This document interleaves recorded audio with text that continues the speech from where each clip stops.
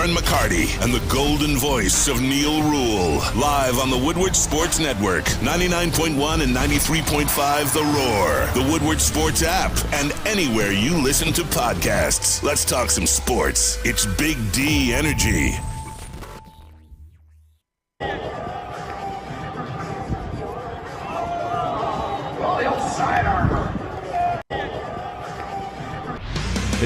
Yo, welcome back, everybody. Another week of Big D Energy right here on the Woodward Sports Network. My name is Neal Ruhl. This guy over here, Big D! What was that, bro? Oh, good effort. Sam Flannel, Spencer Raxter. All right, everybody, let's get into it. Detroit Dabber 313 says what up, though, on the YouTube chat thread. Tap in on our YouTube chat thread if you're following along on the YouTube channel. We will take all of your... We'll take all your comments under advisement. Let's just say it like that. Try to get to as many of them as possible. But yes, the opening pitch at Jimmy John's Field. Sometimes, D-Mac, in life, you got to dare to be great.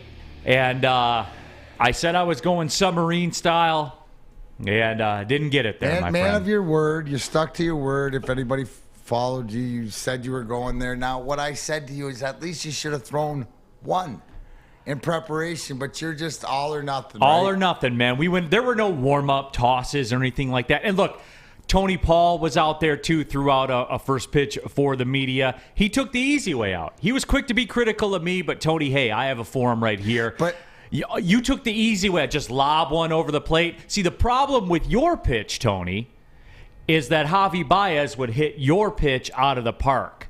Now, however, you guys, because it fits your narrative, you saw the controlled footage. But Woodward Sports and my guy Anthony Colombo, they had the entire footage. Because here's how the whole thing went. Fastballs this time. Davies at 81 miles an hour, and the big swing by Báez. This is not a guy that's going to shorten his swing with two strikes. And there it was. That was good enough to get by Javi Báez. He was going to swing at that pitch. I mean, really? You're going to take that? I mean, yes, he was going to swing at that pitch and stuff like this. Now, I think Detroit Dabbers said it the best, Neal, from your big D Energy family, right? We're not mad. We're just disappointed. Exactly. But I know it was a lot of fun, and the people out the USPBL were awesome, no question about it. Shout out to Katie Page, Jeremiah Hergott, and everybody. Andy Appleby, the owner of the USPBL, very cool to all of us. Gave me a silly little jersey with my name on the back of it, so it was a lot of fun. Did you stick around for the game? Yeah, the atmosphere? Absolutely. Because it was packed in there all weekend long. No, talk about... because the festivities, around it, and everybody who hasn't been to Jimmy John's Park, which is out North Mound at 59 and stuff like this, but it's sort of like the family experience. Sitting out on the minor league experience, but they got a whiff. They got a whiff about of the cocktail. Park. Did you have a beer?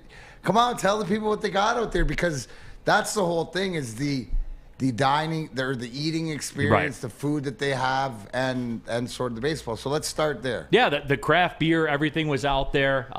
Had a blueberry lemonade shandy from Saugatuck Brewing. Of course you did.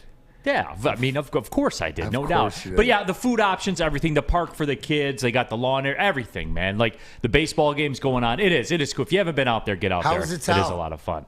How is it like? Where would you rank like the game for? Like, well, they just sent their second player to the major leagues. They just sent their second player to the major leagues. Randy Dobnak with the Minnesota Twins has been out there for a while now. Pitched in the playoffs against the Yankees last. So there's players. So what? I just want to make the point that they're telling you there's something. There's something there, and to come out for a nice night for the atmosphere and stuff like that. I've been asked to do what you did. I got to get out there and redeem this show. Give me a call, boys. I'm ready. Maybe they should have a Big D Energy night. The knuckle curve, too. The knuckle curve. And you watch this thing float in there, Neal, you'd be like, Báez has no chance. Here's the deal. If they ask me to do it again, guess what? I'll go out there and do it again. I'll go submarine again, and I will. I'll deliver the goods. Now, here's one of the questions, because we're in golf season or whatever. Was standing on the mound, like standing over that first tee shot in – where you have to get the round underway, or like that pressure tee shot. Well, see, like they told us, they're like, you can throw it from wherever you want to throw it, but they had just got done raking the mound. Because I took some heat on social media from not being on the mound, but they had just like raked it and it looked pristine. Come on, man, you couldn't be that guy. I wasn't going to be that guy. Tony Paul and I talked about that. Guy. No, I'm not. totally be that guy. I'll get up there. I know you I'll would. dig my dividend and everything. I'm pumping the gas over the plate. Spit some chaw into it and everything like that. I couldn't do it. Like they had just got done taking care. I couldn't do it, man. I couldn't do it. So I threw it from in front of them out. But I will say this, D-Mac, and we do this show for a living, and the lights come on and the camera goes on, or doing television for sports, or calling matches on ESPN, whatever. I don't feel that pressure, but when they announced my name and I stood there and looked at the catcher, like I'll admit it was a little intimidating. Okay, so now I bring up this point because where everybody asks me about all the different things that I do.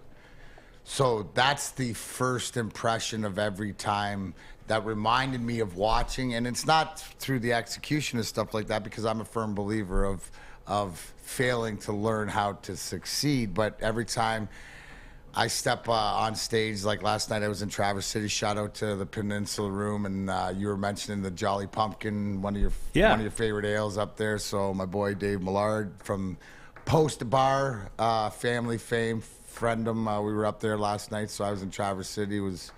It was beautiful. But when I step on, and not so much when I do the comedy, but now that I got the band starting up, first gigs in Marysville on the 16th, haven't played in a few years and stuff like this. So yeah, there'll be sort of those nerves, but it's getting in that groove and just realizing you just push through it, because you know. Well, as quick as I got nervous, I shut it off and then failed miserably. But No, but it's either those are the moments when I talk about those moments of it, taking those moments, and sometimes when those moments come and you embrace that, get your mindset straight, and then your execution will follow, like you said. But don't be afraid to attack that moment, and sometimes attacking that moment, as we see in the sports, as we see. In the playoffs, you look at Golden State last night. You look at Tampa being resilient and stuff. You just got to keep doing it and get back out there doing it, and there's self-awareness. So next time, I'm sure, and I know, here's the fact: you'll go right with the same pitch, 100%. right? There's no question. But you know what? I don't even know if the location will be different, because you got Báez swinging and missing. So I mean, see, that's the thing. I had to have it, down and cutting away. And that's what, because I know, like I said, Tony Paul's pitch is going to get crushed 400 feet by Báez. When you're on the mound, you got a lot of confidence in your catcher, right? Tony Paul, no confidence in his catcher, and he's more about plate awareness. He's more about the strike. He wants to work in the zone and stuff like that. He's not worried about his ERA. No. That's Tony. That is Tony. But it was a lot of fun out there. On our YouTube chat thread, Dom Rivera, what was more intimidating? Seeing the mitt, trying not to hit the camera people next to the catcher. The biggest thing was just seeing how small the strike zone was versus, like when you watch on TV, you're like, why can't the pitcher just throw a strike? You throw a strike in there. You know what I'm saying? So that's what it was. Chuck Brewer on our YouTube chat thread says, so Neal, did we get your poll right on Twitter? Are you a Top Gun hater too? Which leads me to this. Very good friend of mine. All right? Very good friend of mine. Lifelong friend. One of the dudes, if your basement floods at 4 a.m. Okay, hold on. Now we got to start. Okay, so we got the Terminal Lions fan, Ted. Yes. What's his name? Ted? Dennis. And then now we got. This is Dennis also. This is Dennis also. This is terminally ill, delusional Dennis. It is. This is my terminally... his sickness of his delusion might have bled into this conversation. Possibly. So you have to... I'm trying to give you the why. Yeah. He's the kind of guy, if you called him at 4 a.m. and said, hey, the basement's flooded, man, I'm screwed, he'd be there. In the time it takes to drive over, he'd be there. No questions asked. But he'd be playing... See, here's the thing. So he's been waiting forever for this Top Gun movie to come out. All right? And I've heard it's great and everybody loves it and stuff like that. And I've seen the original Top Gun. But Dennis is a big recency bias guy, right? Like, he sees it, so it's going to be the greatest thing of all time. He, however, has never seen Rounders. Okay? Well, and we play poker and stuff like that. So my question, and Chuck, yes, you guys did get the poll. Didn't you tell me that they play, but they don't play? play poker. I mean, he's not a professional by any means. He's not a player. No, but that being said, I contend as guys that guys quote rounders way more in their everyday life than they do Top Gun. That as far as a quote-unquote man card goes, that it's more of a man card violation to never see rounders than it is to never see Top Gun. Can I take this to where the conversation Needs to go? We're going to go into the man, Sammy Flannel, who has seen neither, Neal. Is this true? Can you confirm for the people you have not seen rounders and you've not seen any of the Top Guns? That is correct.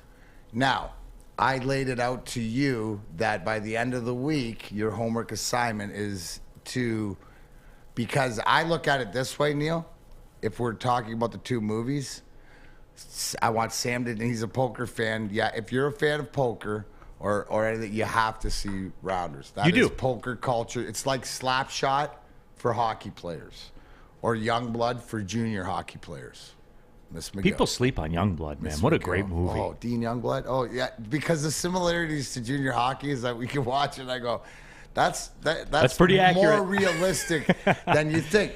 So the fact is,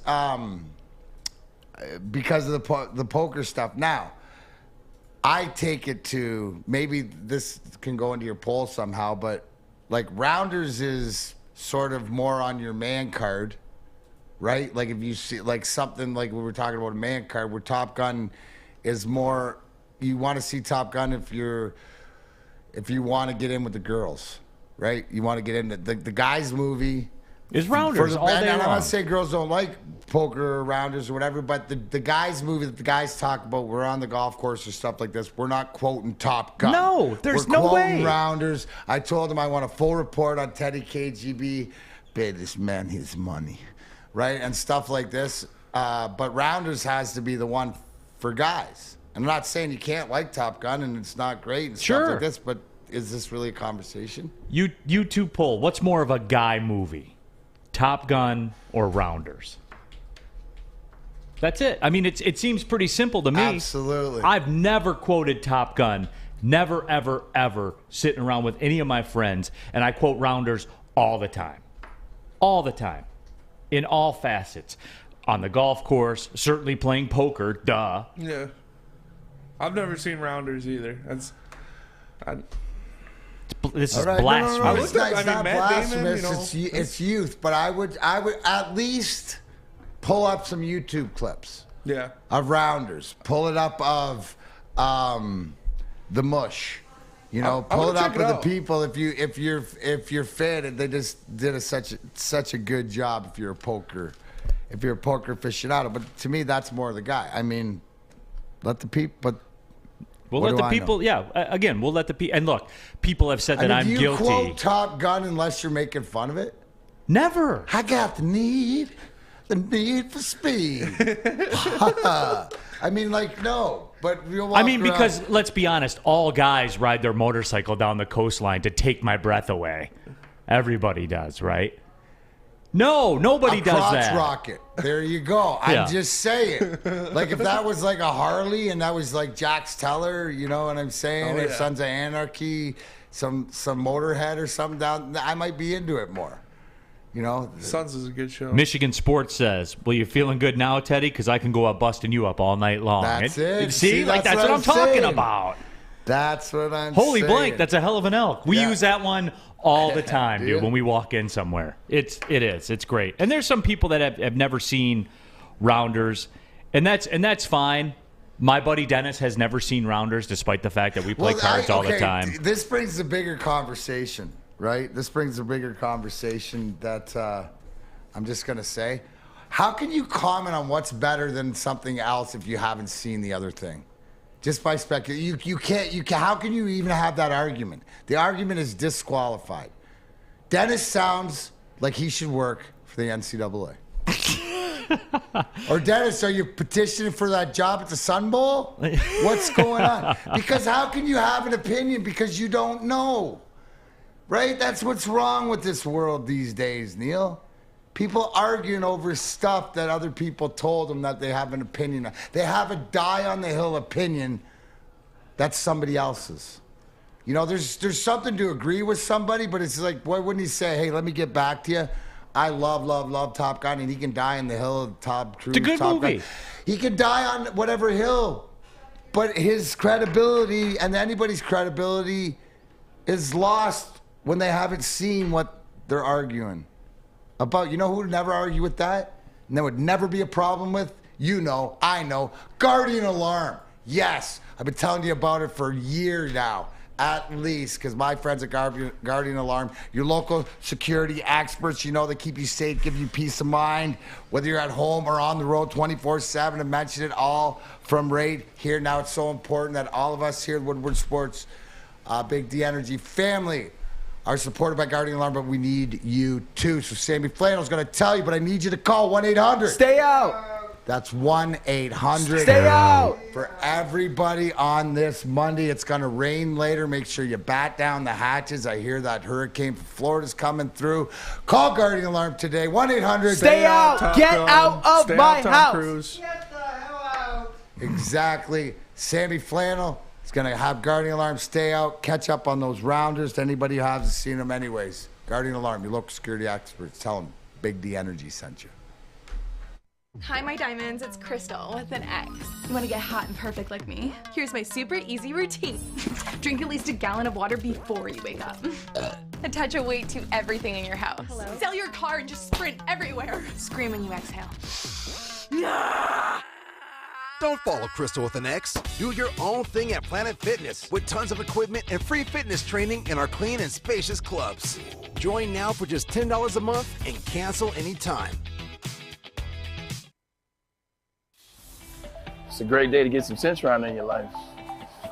Okay. There it is. Centron, here we go.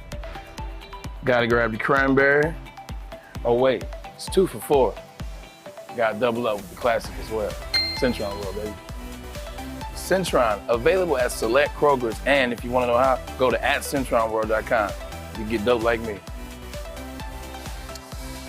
You know what? Why wait?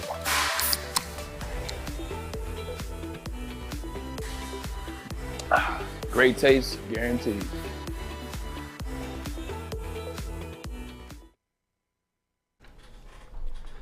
Neal Ruhl here for Chili Peppers Tanning, where you can join the Pepper Club. That's right, get all your unlimited tanning options on Pepper Club. They'll beat any price by at least $5. Chili Peppers has the hottest bulbs, the hottest deals, and the darkest tans at Chili Peppers Tanning. Go to chilipepperstanning.com. Find out which one of the 26 locations work best for you. It's Chili Peppers Tanning.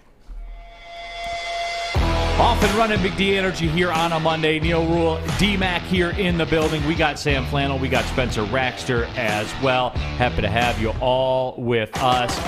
Which one's more of a guy movie, Top Gun or Rounders?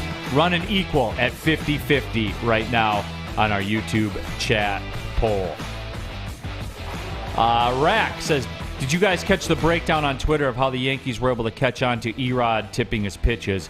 It was great stuff. How'd that go for the Tigers, by the way, over the weekend? I was told they were back. I was told that they were winning at a 66% clip for a week. How'd that work out? Oh, they didn't score a run until Sunday. That's right. No, I mean, hey, that's awesome, Rack, that you tuned into the game. Why the heck would you waste that with all the great weather and everything else on a Sunday? But no. And you couldn't even watch it until but there's Sunday. something to it, right? There's something to it, obviously, is that's part of the game, right? What are you going to do? If you want me to break that down, what that tells you is that there's a chink more in the arm. Like, so that's, if Barnhart was catching, that's a pitcher's catcher, something like that, something to work on. So at least, how long has he been tipping them? You know, who's going to come out and go, you know, Cleveland or the Twins are going to go, oh, yeah, we knew that. Oh, it's a long-running story. So as long as they tie it up or do whatever it is and it doesn't hurt them moving down. But, like, they got no chance to begin with, and then they're tipping pitches. You know, like, Neal, to the Yankees. Like, let's tip pitches to the best team. Joey Two-Time says Neal has lost that love and feeling. I mean, I guess so. I don't know. And... yeah, but the Tigers, just real quick, I'm not going to spend a ton of time on it, but just as quick as they got it rolling, it's over. Once again, just the second that you're feeling all right about it, it's over. Can you continue to play Javi Báez at this point? I don't know. You have to. Well, I know you have to. Yeah. But ... No, you have to. You sign that contract. What are you going to do? Not play him? Right? Javi Báez still has a positive WAR, though. That's why WAR, Barely. Dude. What is it his good defense for? plays. Is His that what you're defense saying? is still Is that elite. why it's WAR? What is it good for? Yeah, I mean, Absolutely I nothing. get his defense Báez is good. Positive. But here's the thing with WAR, right? Like, and you can't tell me this. Like a routine play is going to be made by all shortstops in the league. Yeah. It is. Routinely. How often is there a play defensively that a Javi Báez is going to make over a routine shortstop in a game versus how many times he comes to bat? Yeah. You see what I'm saying? I mean, I'd say about once every 2 games. Sure. Or you get that play out of Javi, but he strikes out 6 times in those 2 games. And that's my point. Which has more of an impact? Yeah. Negative or positive? Which has more of an impact? Well, here's the thing. That's why you get 130, right? That's how you get 130 because obviously the hype factor to the fan, to the contract and stuff like that he needs to do that when he does swing and miss so much. It's the yin and yang. It's Neal, you said it all along. Is Javi Báez doing anything but being Javi Báez? No, it's the experience. It's like that's what I taught. That's what I said. So you can't, unless you're gonna cut him, buy him out, or whatever like that. You're stuck with this. You were stuck with this when you signed him. That's the reality of what it is. The bigger thing is, why are you worried about Javi Báez? Shouldn't the focal point be on Al Avila and what's going on in the minors and how you're going to do? And Jamer Candelario went down yesterday, and the cycle will continue. I'm telling you guys, when this runs its course, that's going to be the narrative. Well, look at the injuries. Look at the injuries that happen. No. There has to be a pound of flesh for this. Yes. There has to be. And it's not going to be Javi Báez. No. And I asked that question knowing the answer. Mm-hmm. How can you continue to play this guy? Yes, you have because to. what other option? There is no other option. Yeah, it's like I don't get the Cody Clemens hype. He still doesn't have a hit. Like the guy doesn't have a hit yet. But he's not a major leaguer. That's what you're saying. You're rushing. Like, so what? You're gonna rush down because maybe that the end. Like if you look at whatever, he gets rushed up so you can get his dad to the ballpark to bring some attention to it. He's not ready. No. Not saying that he won't be a major league ball player, but he's certainly not ready. So he's now like are these all Hail Marys? Hey, are these all Al Avila Hail Marys at the end of it, just emptying the clip? But D-Mac, again, I'll go back to it, and it rings true. And Andrew Hines says, we knew they were going to get whipped by the Yankees, though. Yes, that's fair. I didn't know they weren't. Did you think they were going to get swept and not score a run until Sunday? I didn't know they weren't going to score a run in 2 games, but I definitely knew they were going to get whipped by the Yankees. The like best team that? in the league. What was the 13-0 first game? Yeah, it was 21-4 or something like that. Yeah. The aggregate. Yeah. I mean, come on, dude. It's tough, and that's what we talked about. Like these are the real tests. It's cool to beat up on bad teams in your division, and the Twins are a good team, but they're not as good as the Yankees or anybody in the AL East, honestly. And so this was a real test, and it showed that you can't come close to hanging with these guys. Yeah, we almost won on Sunday, but and that's where I am going back to the Red Wings and what happened with that, where when it means something and Boston comes into town, it's 5-0. When the Tigers go to the Yankees and they're playing some decent baseball, I was told they're playing good baseball. And I was told that. That's not being snotty or anything like that. Sam Flannel, were you told that? I was on social media. Yes, and one quick note. I was actually at the Tigers-Twins game. I believe it was last Wednesday. And in that Twins game, I was actually shocked by how bad their lineup was. Buxton was out. Correa was out. Luis Arias was out. Max Kepler was out. Miguel Sano was out. Yeah. That looked like... Jesus, who played for him? Gio Urshela and Gary Sanchez, they played. But other than that, it looked like a minor league lineup. And I know that Buxton is just kind of day-to-day and Kepler's back. But still, in that game, Skubal pitched a shutout. But I was looking at that Twins lineup and being like, Is that really that big of an accomplishment beating them that day? Yeah. That was a minor league looking lineup besides for Gary Sanchez and Gio Urshela. And Gary Sanchez isn't even good anymore. So the whole Tigers beating the Twins 4 out of 5, that was a little bit of a fugazi, as they call it. Nice. Mike G says, who has better stuff, Neal Quisenberry or Goose Gossage? Oh, you saw the darting action away from the lefties. You Goose saw. couldn't keep it into the ballpark. Neal at least kept it in the ballpark. Got a swing and miss on it, too. Detroit versus... Weren't you told you get a full... Well, you thought you were getting the whole bat at bat, right? So it's a setup pitch, exactly. Detroit versus everybody just says simply, I hate Alavila. And look, I hate what he's done. That's the best way to put it, because I go back to it, and I think even though I try to bring attention to it, and I thought about it instantly, and I talked about it instantly, where I had that real light bulb moment with Alavila was D-Mac's simple statement of, who's coming to save him? The cupboard is bare. Yeah.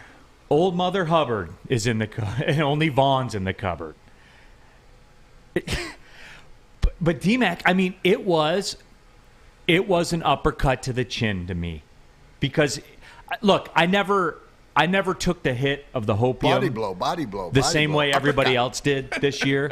I never got my dose of hopium, my booster shot of hopium on opening day. I never got that. But I also was encouraged, thinking that some things were going in the right direction and stuff like that. But it's not, and this whole Cody Clemens thing. Nothing against Cody Clemens. No, this live ain't your against best life, Cody man. Clemens. Nothing against Cody Clemens.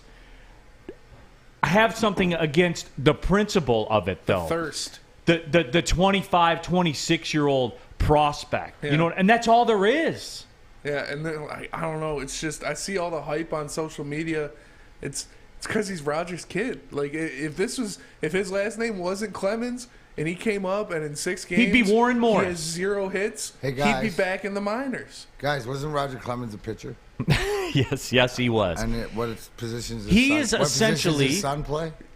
Who knows? They said his natural position shortstop, but he was playing outfield what I'm saying is, if you're looking genetically to fall down, right? Yeah. You know what I'm saying? You look like if it's an NHL kid, is he tough like his dad? Was his dad tough?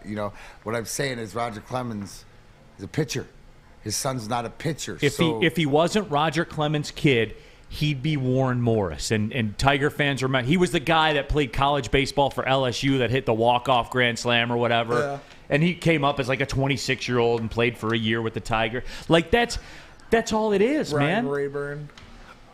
I mean, is he that? I mean, no, Ryan Rayburn at least had a moment. Yeah, he had a moment. Rayburn. You know what I'm saying? And God, I mean, that's what it is. Born Cool says, send Báez down. Who do you bring up? Exactly. Nobody. Wait, what? You can't send Báez down. Yeah, I mean, you can't. Because he's making the most money on your team. I don't think you can send him down. That doesn't work. That doesn't happen in baseball. No, not to your $100+ million free agents. Tammy Chin says, this Saturday, DC Sports Lakeside Mall, Darren and the rest of the grind line signing autographs. Hey-o. If you need Chris Japer, there's your chance. Saturday, D-Mac, that's going down, huh? Yeah, sounds like it. All right. Yeah, I guess so. Thanks, Tammy. See you there. You just go where you wake up and go where you're told, right? I'm just happy to be here with you guys today. I was here. I was on time. We're got happy a lot to of have things you, going D-Mac. on. It's a great summer. So does a lot of people. Look forward to seeing them no matter what they do. D-Mac, do you just wake up in the day and go where you're told to go? Because that's what I do. I make sure my alarm is set for the next day when I know what the next mission is. And then I go mission to mission. Absolutely. And then I have to look ahead sometimes. Well, here's a mission for you. Get to Strawberry Fest at Big Boy because it's back.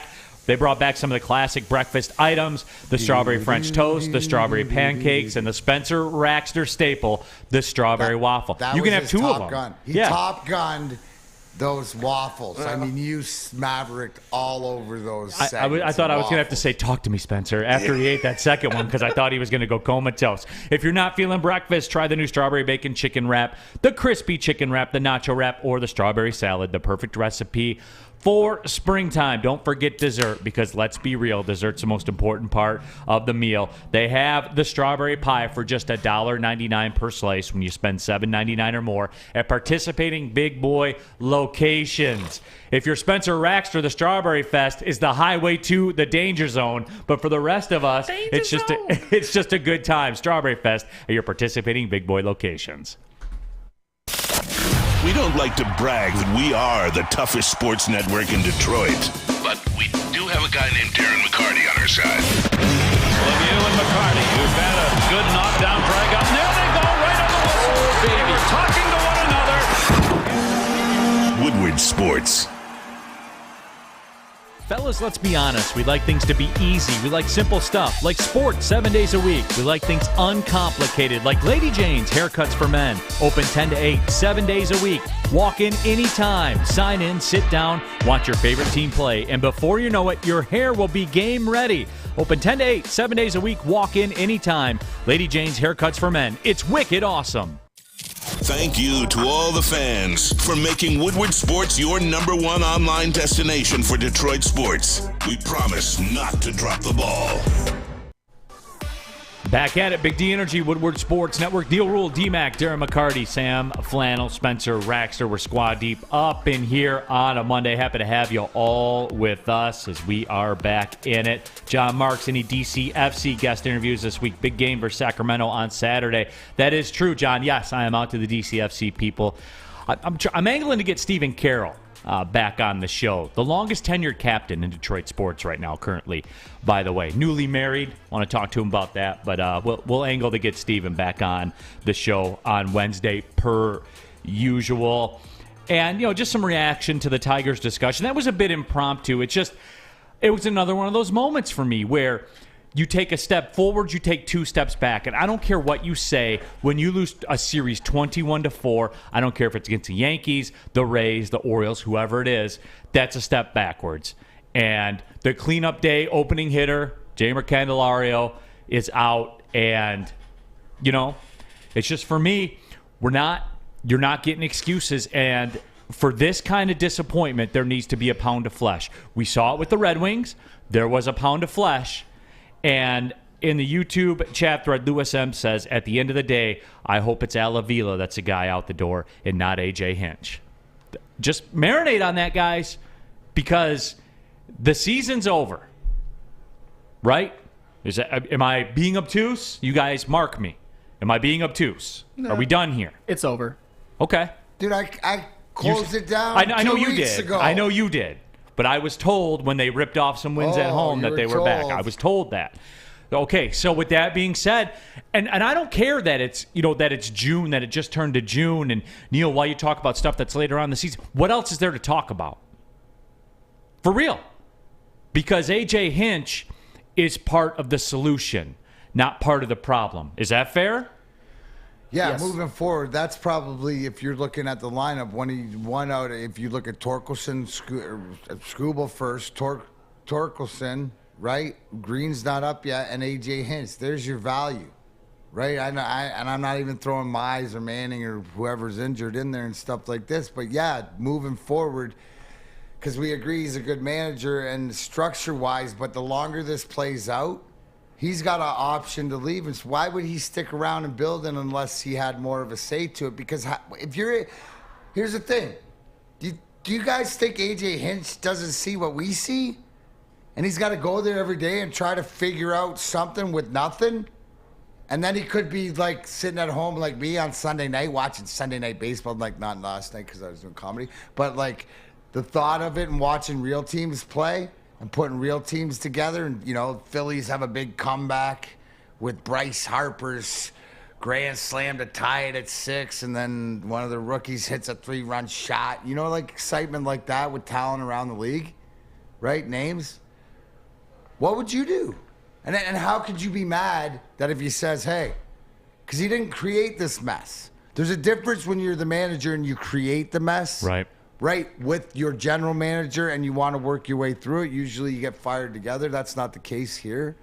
But I'm really worried that if they don't make a move, at least around the All-Star game, going into the All-Star game, maybe coming out of it, that would be my timeline. That I think A.J. Hinch will be planning on something new unless things are changed. And it's the direction, Neal. It's not, where are you going to get talent?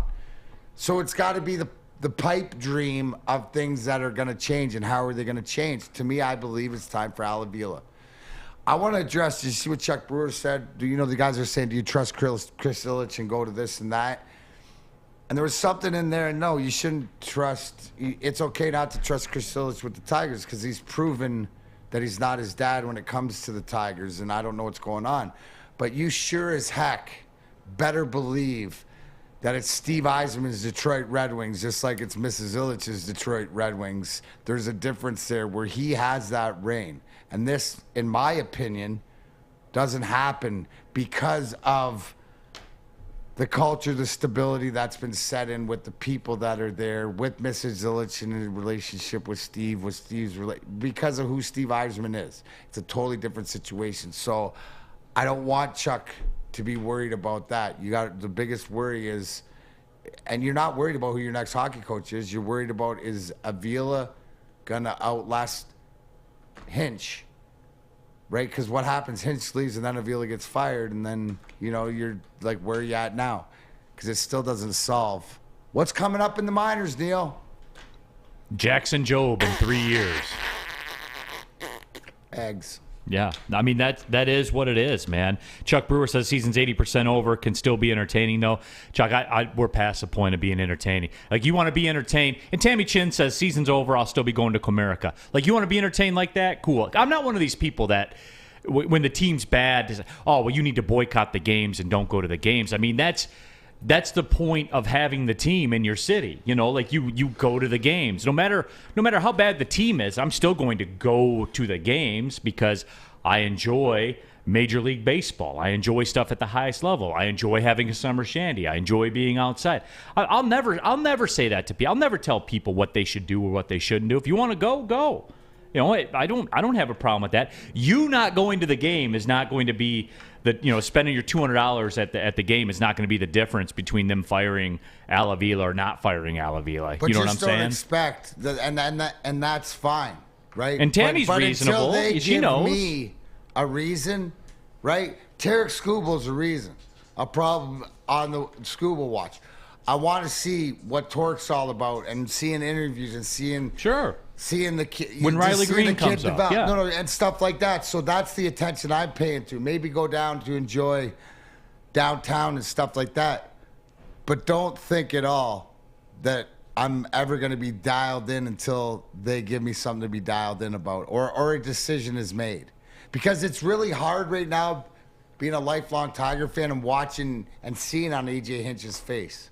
Right? It looks different, doesn't it? The same thing as I see in Steve Yzerman's, but different. Because Stevie knows, when we watched earlier in the season and we showed that picture of Steve Yzerman in one of those games, and I gave you the, I know that look, right?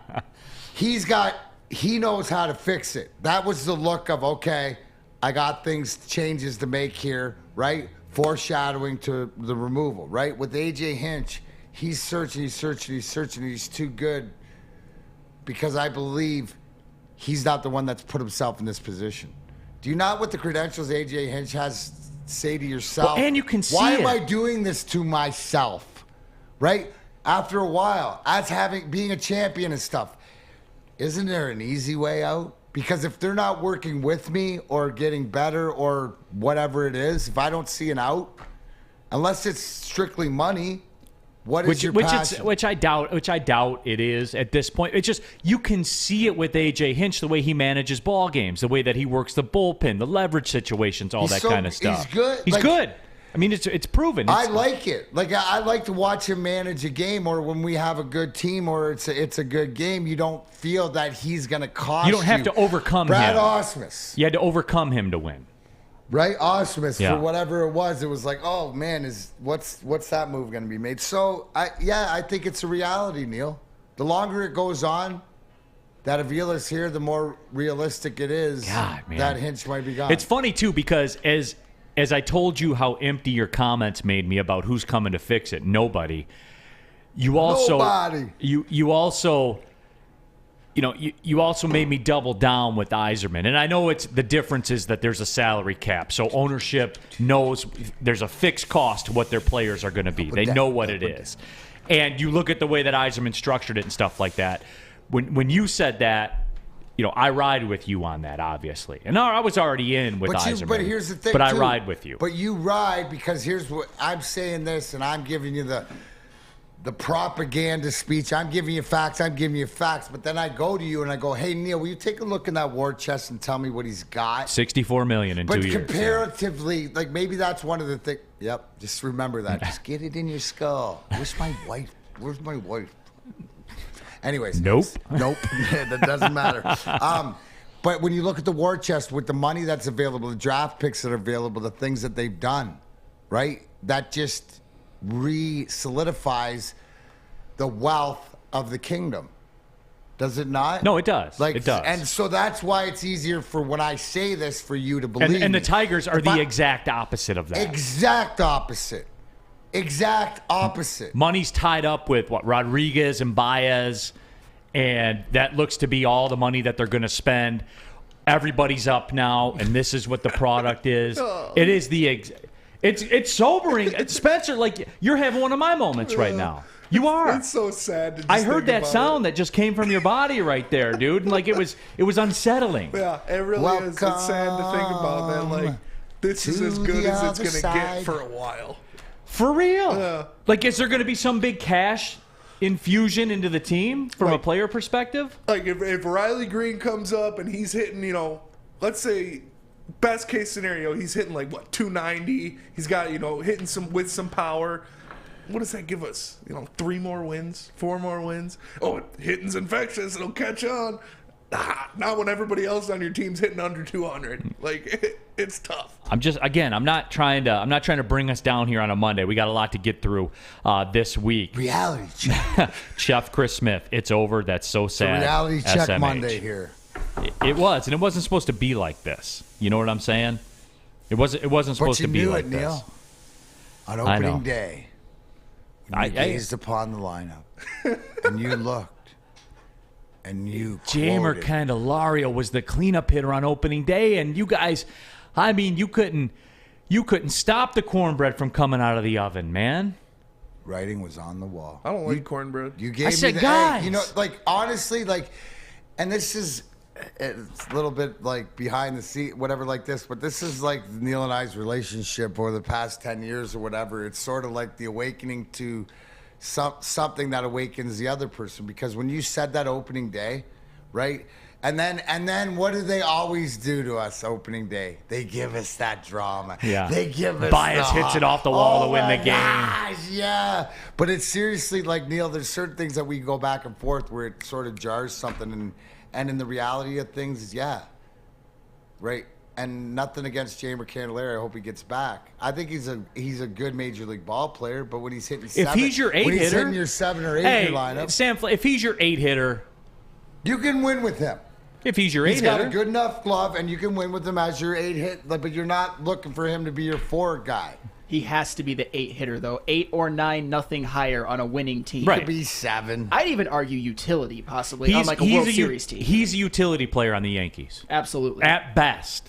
Maybe even in the minors on the Yankees, to be honest. And see, guys, that's where I'm going with it. And in our YouTube chat thread, I forget who it was that said it here on a YouTube chat thread. Oh, here it is, Jack Harrington. LOL, the Mets may win a World Series before y'all. The Mets are going to win a World Series before the Tigers. You know why? Because they woke up and said, we're going to be good now. No, you know what it is? What is it? Ownership woke up one day. Is there somebody that, and if people don't, this ain't old Tommy Mazaway's Mets growing up. This is new. This is new Mets, where an owner that wants to win to spend money, and that's awesome for New York. Isn't George Costanza working for the Mets? Needs something to cheer about. Yeah, absolutely. Yeah. Well, hey, if you bet the under for the Tigers season win total on mybookie.com, you got something to cheer for right now. The NBA Finals are level at 1. It's getting down to it in that series. The NHL playoffs are almost to the Stanley Cup Finals. Baseball is here. Somebody let the Tigers know that the season is underway. There's no better place to get your bets in on your favorite teams than mybookie.com. When you sign up for a new account, Use a promo code Woodward, and they will match part of your first deposit, up to 50% of it, in free bets. That's right. You can bet on anything, anytime, anywhere with MyBookie. Sleek interface. Everything moves really quickly, and that's just as important, I think, in my opinion, as to what you're doing is who you're doing it with as far as sports betting goes. Go to mybookie.com, promo code Woodward. They'll match part of your first deposit up to 50% in free bets. Have a problem with gambling? Call the Michigan Gambling Hotline, 1-800-270-7117. Make sure you download the Woodward Sports app in the App Store and the Google Play Store today. Take Woodward Sports with you wherever you go and listen live on your phone or mobile device. It took exploring 50 different formulas and hosting countless taste tests, but we believe Gypsy Vodka is the smoothest vodka on the market. Don't believe us? Ask the owners. We're Mike and Adam Kazanowski with High Five Spirits Distillery. We're in close to about 1,200 locations throughout Michigan. We wanted to create a brand that was geared more towards freedom, love, adventure, and at the end of the day, we really wanted to tell a story that inspired other people to take risks, follow their dreams, whatever that might be. Get a shot up. This is for the win. All of Detroit's sports teams live on Woodward. All of Detroit's sports coverage lives on Woodward Sports. Driving the best in Detroit sports coverage. Ribbit, what's up? When you need apparel, there's only one place to go. Big Frog Novi. With no setup fees, no artwork fees, no minimum, and a 24-hour turnaround, you can have your whole team outfitted in no time. Embroidery, direct-to-garment, vinyl, and screen printing, Big Frog has the styles you want. Visit bigfrog.com/Novi or call 844-4-Big-Frog. That's 844-4-Big-Frog. That's bigfrog.com/Novi. Tell them Big D Energy sent you. Keeping it pushing here, Big D Energy, Woodward Sports Network, Neal Ruhl, D-Mac, Darren McCarty, Sam Flannel, Spencer Raxter. Happy you all are with us. If you're watching on the YouTube channel, tap in to that YouTube chat thread. Smash the like button, too. That you got to say it like that when you're in the YouTube. Smash that like button.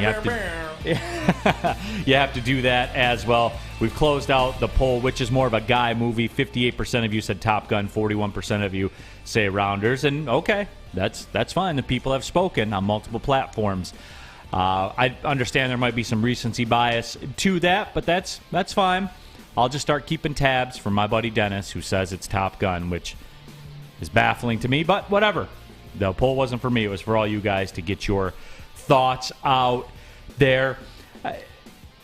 There was a story about DJ Chark with the Detroit Lions and about just how comfortable he is in Detroit. And the quote from DJ Chark was, "I like it. You're never in the wrong circle," which is cool for me being the new guy. And so, DJ Chark seems like he's feeling it here in Detroit so far, which I think does say a lot. And look, DJ Chark, for me, Rick Ross does the speaking for me with DJ Chark because, hey, I'm just show us. There it is. Yeah, I mean that's what it is. Show us you can be healthy. Show us you can play for the season. He knows that. No one knows that more than DJ Chark, certainly. Yeah. But I think that says a lot for him to come out publicly after the Lions invested major resources in a first-round wide receiver in Jamison Williams. And, for me, that it does. It says a lot. It does. I think it shows that what they're building here, it makes people happy. What we saw before this, we saw Matt Patricia, we saw Bob Quinn pushing players out. Pushing out Glover Quinn, pushing out Darius Slade, pushing out Quandre Diggs, making these players feel ostracized in the locker room and not want to be here. And so I think it's good that we have a change of pace because obviously you want players to play for your city. And this is a guy who hasn't even had a game under the belt yet. He hasn't had a full mini camp of Dan Campbell and of Brad Holmes, and he's already saying things like that. So I think it means a lot, honestly. I think it's deeper than that because look where he came from. He came from dysfunction. So he knows it. He seems pretty level-headed just from what we've seen, and everything that he's seen is he's appreciative to have his opportunity, right? Everything he says about, it's cool being the new guy sometimes, and not being in. He seems pretty easygoing, but he knows what dysfunction looks like, right? Can we all agree that Jacksonville, would you say, in the last few years is dysfunctional? Yes. Right? I would say they're the poster for dysfunction in the same vein that Detroit is the poster for losing. Okay, right. to that point, which Tony Khan, owner of AEW and many other things, is trying to change that image, right? Just like here in Detroit, the image that Dan Campbell and Brad Holmes of winning image. But when you have this opportunity, and sometimes, again, it goes back to, I use this analogy in winning games, that you have to lose to learn how to win.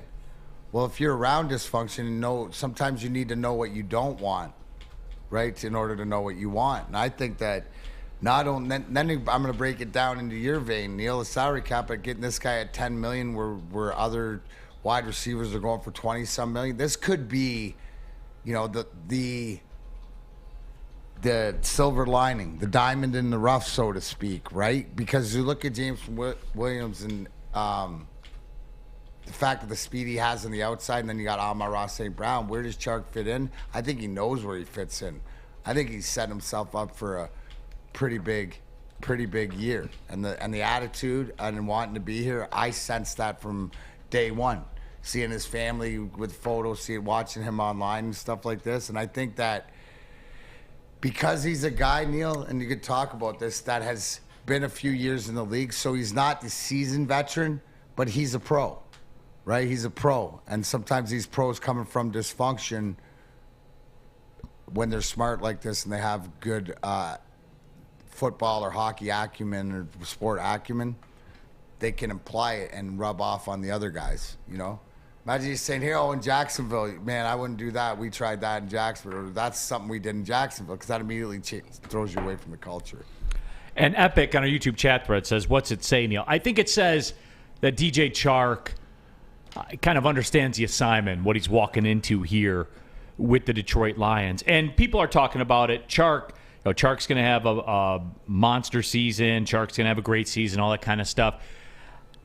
I'm cautious when I say, because not everybody's going to have a great season, right? I think everybody we've talked about that we bring, Hutchinson, Jamison Williams, DJ Chark. Boy, you know what, man? Goff's going to be throwing for 6,000 yards around this piece. Sounds like, Amon-Ra. Yeah, Amon-Ra St. Brown. I mean, we're getting over 5,000 yards for Jared Goff here pretty quickly and 40 touchdowns.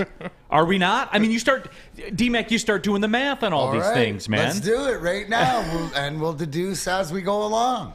But why not shoot for the fences and stuff like this? And, hearing offensive coordinator Ben Johnson be interviewed about, playing to Goff's successes. So, again, to me, availability is number one. If all these guys stay available, 6,000 is a lot, but 4,500 with these guys, legitimately, 17 games, between 250, if he's playing well, what's he going to get, 240, maybe to 300 and stuff like this? And that's what you need. That's manageable guy that takes care of the ball.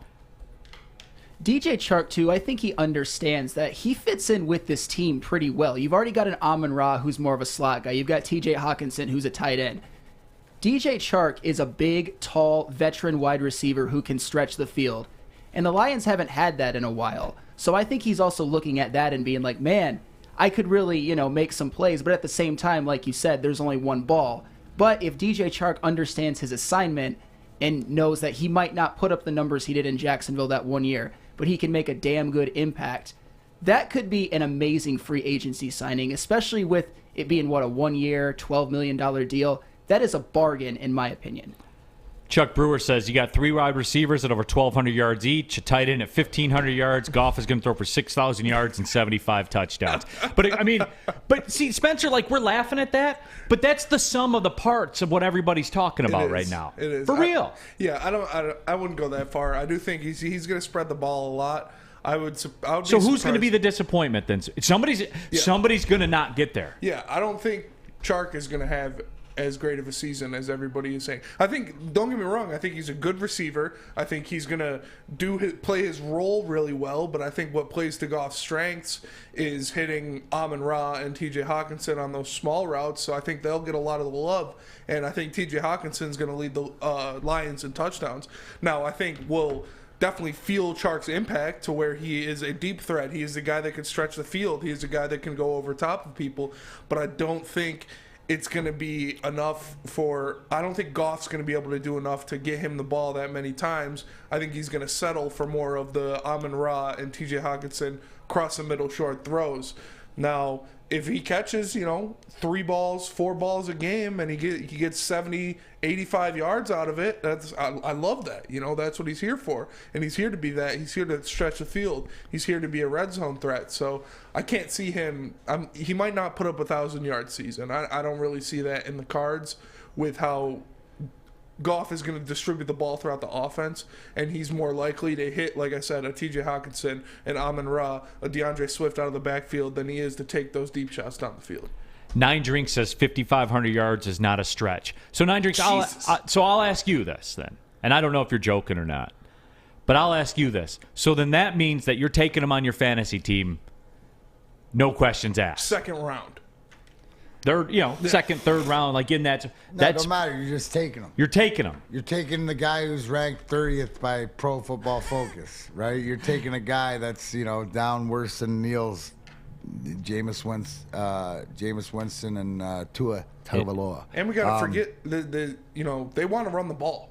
This offense. Yeah, well, they have the NFC's leading rusher. Yeah. How about in DeAndre Swift? We don't need but here's the thing: you don't need, because if they do run the ball and control the ball or whatever, you need the efficiency. But I like what somebody says. I like the fact that he has targets. Yeah. Right? He's got options. Yes. And if they use that, no, I don't think so, because the efficiency of a Jared Goff game for 220, right? 2 touchdowns, 3 touchdowns, no picks. Or if you're running, 1 touchdown, whatever, but I think it's effectiveness. So I don't think the effectiveness of this Lions offense is record-breaking totals, right? AC says 9 Drinks is Easy's burner. Yeah. 9 Drinks said third round. Yep. All right. 9 Drinks. Let me get in that fantasy 9 Drinks is easy. If you're taking Goff. Did he actually say 5,500 yards? Is not a stretch. Yeah. No quarterback in NFL history has done it ever. So Jared Goff's going to be the first one. Peyton Manning holds the record, 5,477. So Jared Goff, he's going to set the league record for passing yards in a season. 9 Drinks, I hope you're right. What is Jared Goff He's being NFL facetious. MVP go at right now? Can you look that up? Can you look at Jared Goff's odds to win the NFL MVP? Plus because 9 Drinks, before you finish your 10th, put that bet in, baby. Before we go to the break, can we put on the YouTube poll? Yeah. Is 5,500 yards for Jared Goff a, quote, stretch? Yes or no? I like that one. I'll hold it here for you, Spence, so we can get to the commercial. But I have to have that YouTube poll up there before we go to that commercial. But is 5,500 yards for Jared Goff, which has never been done in the history of the NFL, is that, quote, a stretch? Sam, to Chuck Brewer, at Mr. Accountability's point, that was in 16 games. So he's got an extra game, so we're saying there's a chance. So he's 1 game worse than Peyton Manning.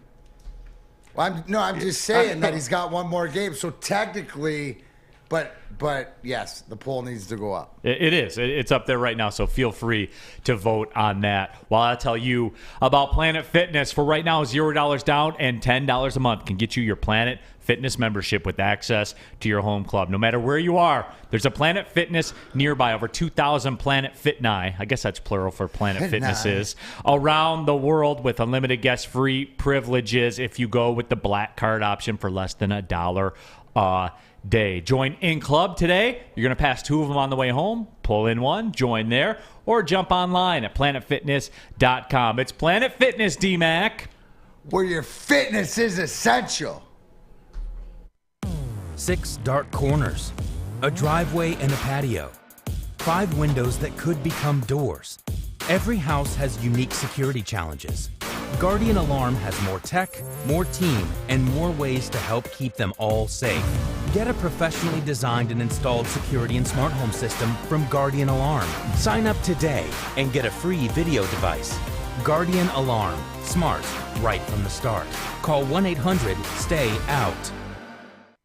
Hey, Scott from the Woodward Bet Show. The crew and I came off another hot week. You guys got to make sure you're checking us out at 4:30 over at the Woodward Bets YouTube page. You also got to make sure you check out oddstrader.com. It's the best place to check all the odds at all the different sports books. It's got live scoring, play-by-play updates, everything you need right in the palm of your hand. And also, hey, we got to get back to that winner. Let's look at the Boston Red Sox tonight to beat the Angels. Angels are going to make it 11 in a row. They can't seem to win a game to save their life. Woodward Bets, oddstrader.com. Check it out.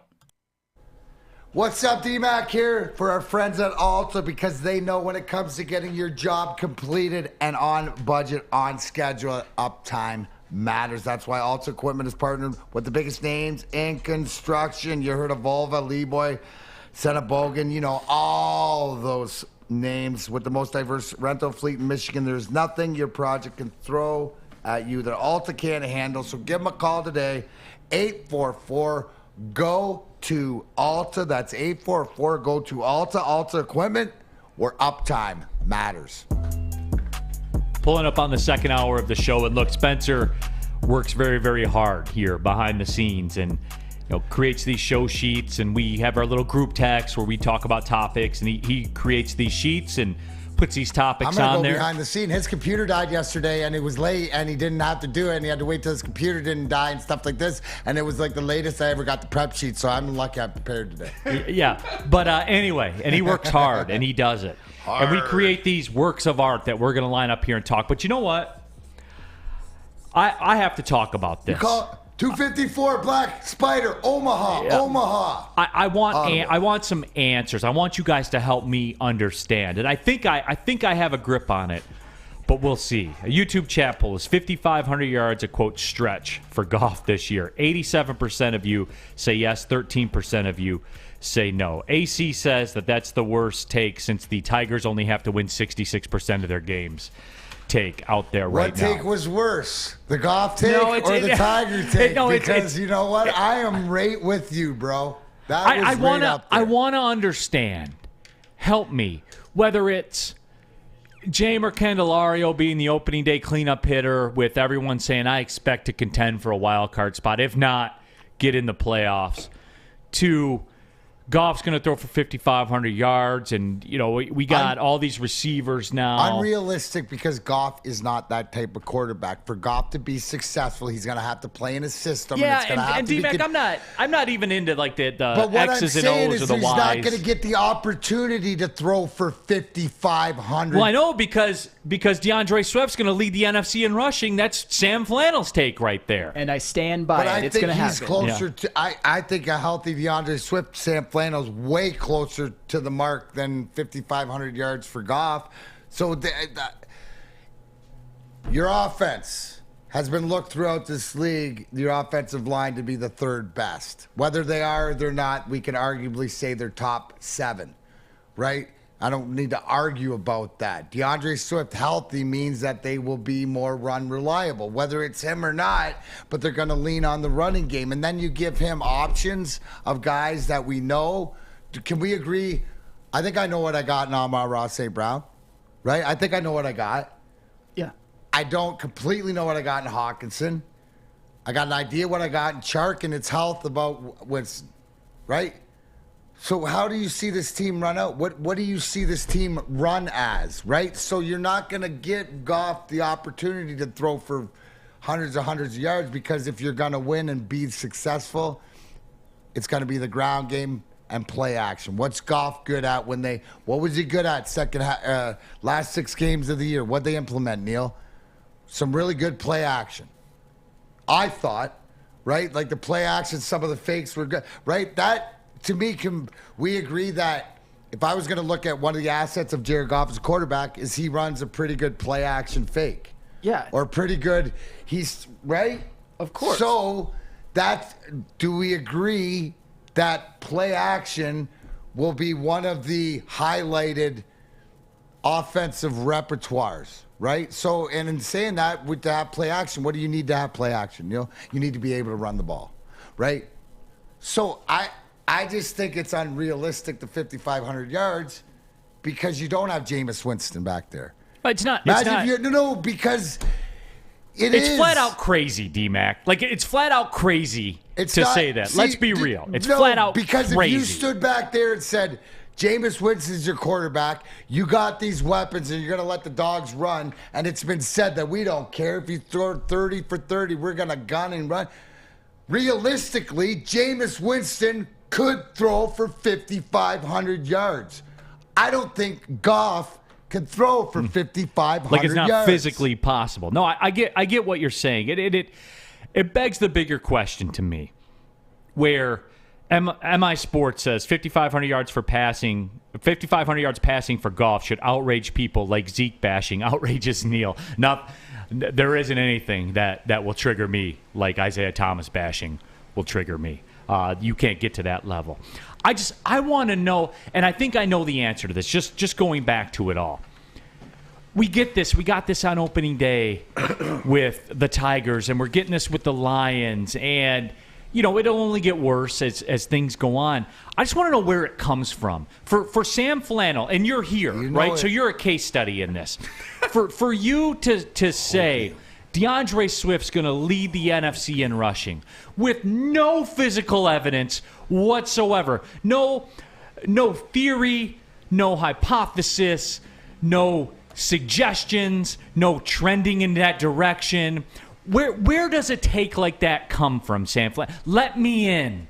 Help me understand where some people are with these takes. Please. It comes from the place that their offensive line looks very elite. And I think we'd all agree that if everybody stays healthy, it could be a very elite offensive line. No question. And for me, also, it has to do with the fact that the NFC, whether you believe it or not, doesn't have as many great running backs as you think. And a couple of them, Saquon Barkley and Christian McCaffrey, have really struggled staying healthy, missed like most of full seasons. As has DeAndre Swift. And that is fair. And with Aaron Jones and A.J. Dillon, they're going to split carries. The one that I am worried about is Dalvin Cook, because that guy is a baller. But he is also... He gets dinged up too. He does get dinged up. And Alexander Madison will take some carries, although I wouldn't say they share carries. And with DeAndre Swift, I was really high on him when he got drafted. I thought it was the right pick. I would have taken him at the time over Jonathan Taylor, although in hindsight, that looks insane. But I respect his talent, but more than that, I respect the offensive line being able to open up gaping holes for him. But it also, like... Ew. And also, yeah, Ezekiel Elliott's another one. Do you think he's going to have a great year? Do you think Tony Pollard's going to... I think Zeke Elliott could have a great year. I think he could average 65 yards a game rushing this year. That's over 1,000, actually. I think he could average 65 yards a game rushing. I think he can get there. I think he can. A movie, but I'm sure there's a he can turn crash. It on this year. Well, that's why I said the NFC, because the AFC has Nick Chubb, Jonathan Taylor, Derrick Henry, Najee Harris. I think he will have less rushing yards than all four of those players. But in the NFC, his competition, and I've already said about Alvin Kamara, another one people are going to talk about, he has never had an 1,000-yard rushing season. It has not happened. So it is not... Neither is Swift. That is actually very, very true. But with Alvin Kamara, you wouldn't think that. People automatically like, of course... I was stunned when you came up with that stat. Yes, it is very true. But with DeAndre Swift... Yes, Spencer, you're right. He's never had an 1,000-yard season. He's never been healthy, and he hasn't even been that great on a per-game basis. He hasn't, and I'll admit that. But I think I respect his talent. I love the offensive line, and when they drafted him, I was very happy on it. So I want him to prove his draft status. I want him to be the great running back that I thought he could be. There is some hopium, I will admit. Hopium, but there it is. You can smell it. It's in the air. I also gave you some data, especially, well, maybe not data, but when it comes to the other running backs, there are reasons why they might not have that many rushing yards. And I didn't say he was going to be the best running back in the NFC. I just said rushing yards. And I stand by it. It's going to happen. I just want to know, and we see it all the time, Rack on our YouTube chat thread, quote, "So you guys don't believe Goff will average 325 yards a game? Y'all some haters." He attributes that to easy, probably. I want to know, and look, here's the answer. Here's my hypothesis as to what the answer is. Again, it goes back. We're so starved. We're so starved. We're thirsty. Oh my God, yeah. Mm-hmm. We are, man. We are thirsty. Oh, for here. sure. No question, because we're in the midst of a drought that we've not. I don't remember a drought like this in my lifetime. No, the Red Wings have been good my entire life until this drought, so I can't remember that. The Pistons were good for the first half of my life. It's hard for me to remember a drought like the Tigers were good until 5 years ago. So it's hard for me to remember when all 4 Detroit teams are just meh. So I don't know where it comes from. It's ridiculous to suggest Jared Goff could throw for 5,500 yards in a season. He's going to break the ridiculous. NFL record. That's one ridiculous opinion. But we get them all the time, D-Mac. No, but that's not. 20% of people say no. It's not, quote, a stretch for him to throw for 5,500 yards. And I know that people like to have fun with my emotions and stuff like that, and that's on you guys. You guys have to lay your head on your pillow every night and say, hey, dude, wasn't that funny what we did to Neal there with manipulating that pole? That was awesome. I can't wait to get up and do it again tomorrow, 11-1 on Woodward Sports. I hope he does the pole. That's hilarious. No, I get that, and it's fun. And look, I like it. We need stuff like that. We do, to make it entertaining. Jack Harrington, Neal the Scientist, LOL. No, I mean, more psychiatrists. I want to understand. I want you to let me, the Fiend, let me in.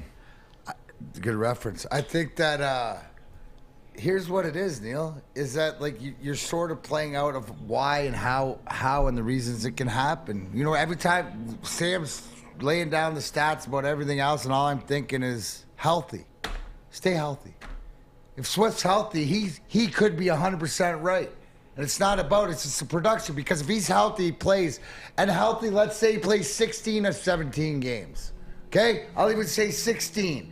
The old season, you're allowed to miss one. 1,200 yards, right? He's got 80 yards in. Like, healthy is where it's at, because I think that the running game and going into camp, he's a focal point. But I also think the contingency plan in case that he can't be. So I think that this is why. And it also, too, with when you hear guys talk about when Corey Woods, our intrepid Lions reporter, comes back and you see these guys interacting and you see that there's something there, that they're sort of building something, this gives you the hopium to – there's no sense – and here's the reason, right? We want to believe until it's not time to believe, because we don't have anything to believe in yet. This is the closest thing, closest next best thing. I think AC sums it up pretty well. They are fans of the Heavyweights podcast. They do not represent us. AC must have never seen the Heavyweights podcast, because that does not represent us at all. Let me tell you what represents me. Gypsy Vodka. That's what represents me. And the official drink of summer is here. The Mulligan. Of course it's made with Gypsy Vodka. Whether you're out on the golf course, hanging out in the backyard, the Mulligan is calling your name. Ask for the Mulligan at your local golf course, or pull up on a Total Wine store near you and scoop some up for yourself. It's the Mulligan, the official drink of summer, made with Gypsy Vodka. As always, drink responsibly. Life is full of hard choices. We're here to make one of life's biggest decisions as simple as possible. My name is Christina Gennari, and for over 20 years, I've helped hundreds of families buy and sell homes. We cover all of Metro Detroit and more, from large luxury homes to starter homes. We will work hard to make sure that you get the home of your dreams. So if you're in the market today, or even thinking about buying or selling in the future, make the obvious choice. Christina Gennari, the obvious choice in real estate. Visit us at soldchristina.com today. Strawberry Fest is back at Big Boy. We brought back some of the classic breakfast items like the strawberry French toast, hot cakes, and waffle. If you're not feeling breakfast, try our new strawberry bacon chicken wrap, crispy chicken wrap, nacho wrap, or strawberry salad. The perfect recipe for springtime. And don't forget to grab dessert, including our berry delicious strawberry pie for only $1.99 with the purchase of $7.99 or more at participating Big Boy locations. What's going on, everybody? It's Spencer for the Foaling Warehouse in Hamtramck. You know it. You've heard about it. It's the home of the original football bowling pin game called Foaling. Multiple things you can do. Host your corporate party, team building event, or just come with your family and friends. Have a good time. 2 different ways you can play. They got $12 open unlimited play. You can stay there all day, open to close. Or they have private lane reservation, $120, 10 to 12 people. Get your own lane, do whatever you want. You can bring in any type of food you want. You get thirsty, they got the $2 mystery beer vending machine. Pop in $2, pops out a good beer. No hassle, no fuss needed. Know what you want to make a decision. They have multiple fully loaded bars for you to choose from. So come on down and check them out in Hamtramck at the Fulling Warehouse, or visit them online at FullingWarehouse.com. Again, that is FullingWarehouse.com. Back at it, second hour of the show, Big D Energy, Woodward Sports Network, Neal Ruhl, D-Mac, Darren McCarty, Spencer Raxter, and of course, we have Sam Flannel in the building. And some NBA news caught my eye over the weekend out in Utah. Quinn Snyder resigned as coach of the Utah Jazz, which was very shocking to me, to say the least, as we welcome in our NBA liaison here at Woodward Sports. He is Jeff Iafrate. Jeff, good to run it back with you. Appreciate you stepping in on Friday. But I wanted to pick your brain on this because I knew what was going to happen here, and Spencer Raxter confirmed my suspicions about 8 seconds after the news dropped. Yeah. Are the Pistons trading everything and everybody for Donovan Mitchell because he is, quote, unsettled, unnerved, and wondering what it means for the franchise's future? And it is, I'll say this, it is weird to me. There's more to this, right? There's got to be more to this. I don't know, but I assume there is. Yeah, absolutely. There is more to it. And for people, especially Detroit fans, it's sad now looking back that people want you to trade for a guy you could have drafted. You didn't. And now Donovan Mitchell's available. It's not happening. I mean, the asking price for Donovan Mitchell, I can't even start to imagine what it is. It's going to start with a couple first-round picks at least, and then you're going to have to throw in a guy like Saddiq Bey. I just don't think it's realistic for the Pistons, especially their timeline right now, to go and get a Donovan Mitchell. It's nice. Don't get me wrong. I just don't think it's realistic. And you have to understand, too, I feel like a player with Donovan Mitchell's caliber can have a say in some things. I know not everything, but people just think Detroit is just going to jump ahead of the line and go get a Donovan Mitchell. I just don't think it's likely. I don't think Troy will honestly pursue him. I think, it's people can hope, but hope is not a strategy. Hopium. Yeah, it's in the air. It's in the air. It's all around in the Lions and the Pistons and stuff like that. But my question, Jeff, is Neal mentioned it, sort of the resignation of the coach. Does this tell you so many deeper issues in Utah, or what do you make of this, or did you see this coming? No, I didn't see it coming. I think it's more of a mutual depart. People say they stepped down. I think it's partially. I honestly think there's a little bit of they were ready to move on as well. Utah kind of hit their ceiling. Now you're seeing the reports of choosing Gobert or Donovan Mitchell. They've always been good enough to get to the second round and get bounced, so they might feel like there's a ceiling they're reaching and maybe getting another head coach. I think, and this is just me talking, this isn't any insider knowledge or anything like that. Yeah. They realize that the writing's on the wall. And where you talk about Donovan, and Donovan Mitchell, make no mistake, he's their biggest trade chip. And not just because of, I haven't bought into Donovan Mitchell as a superstar the way that some have. I haven't been there with him. But with all that being said, and this is going to sound crazy to say, but he's under team control for the next 3 years at about $33 million per, right, which is a pretty deep discount compared to when you look around in a league where Russell Westbrook's making $40+ million a year, Harden's making $40 million a year. Donovan Mitchell's got some long-term, team-friendly stability. So to me, and when you look at Rudy Gobert on the flip side of that coin, it's over for Utah.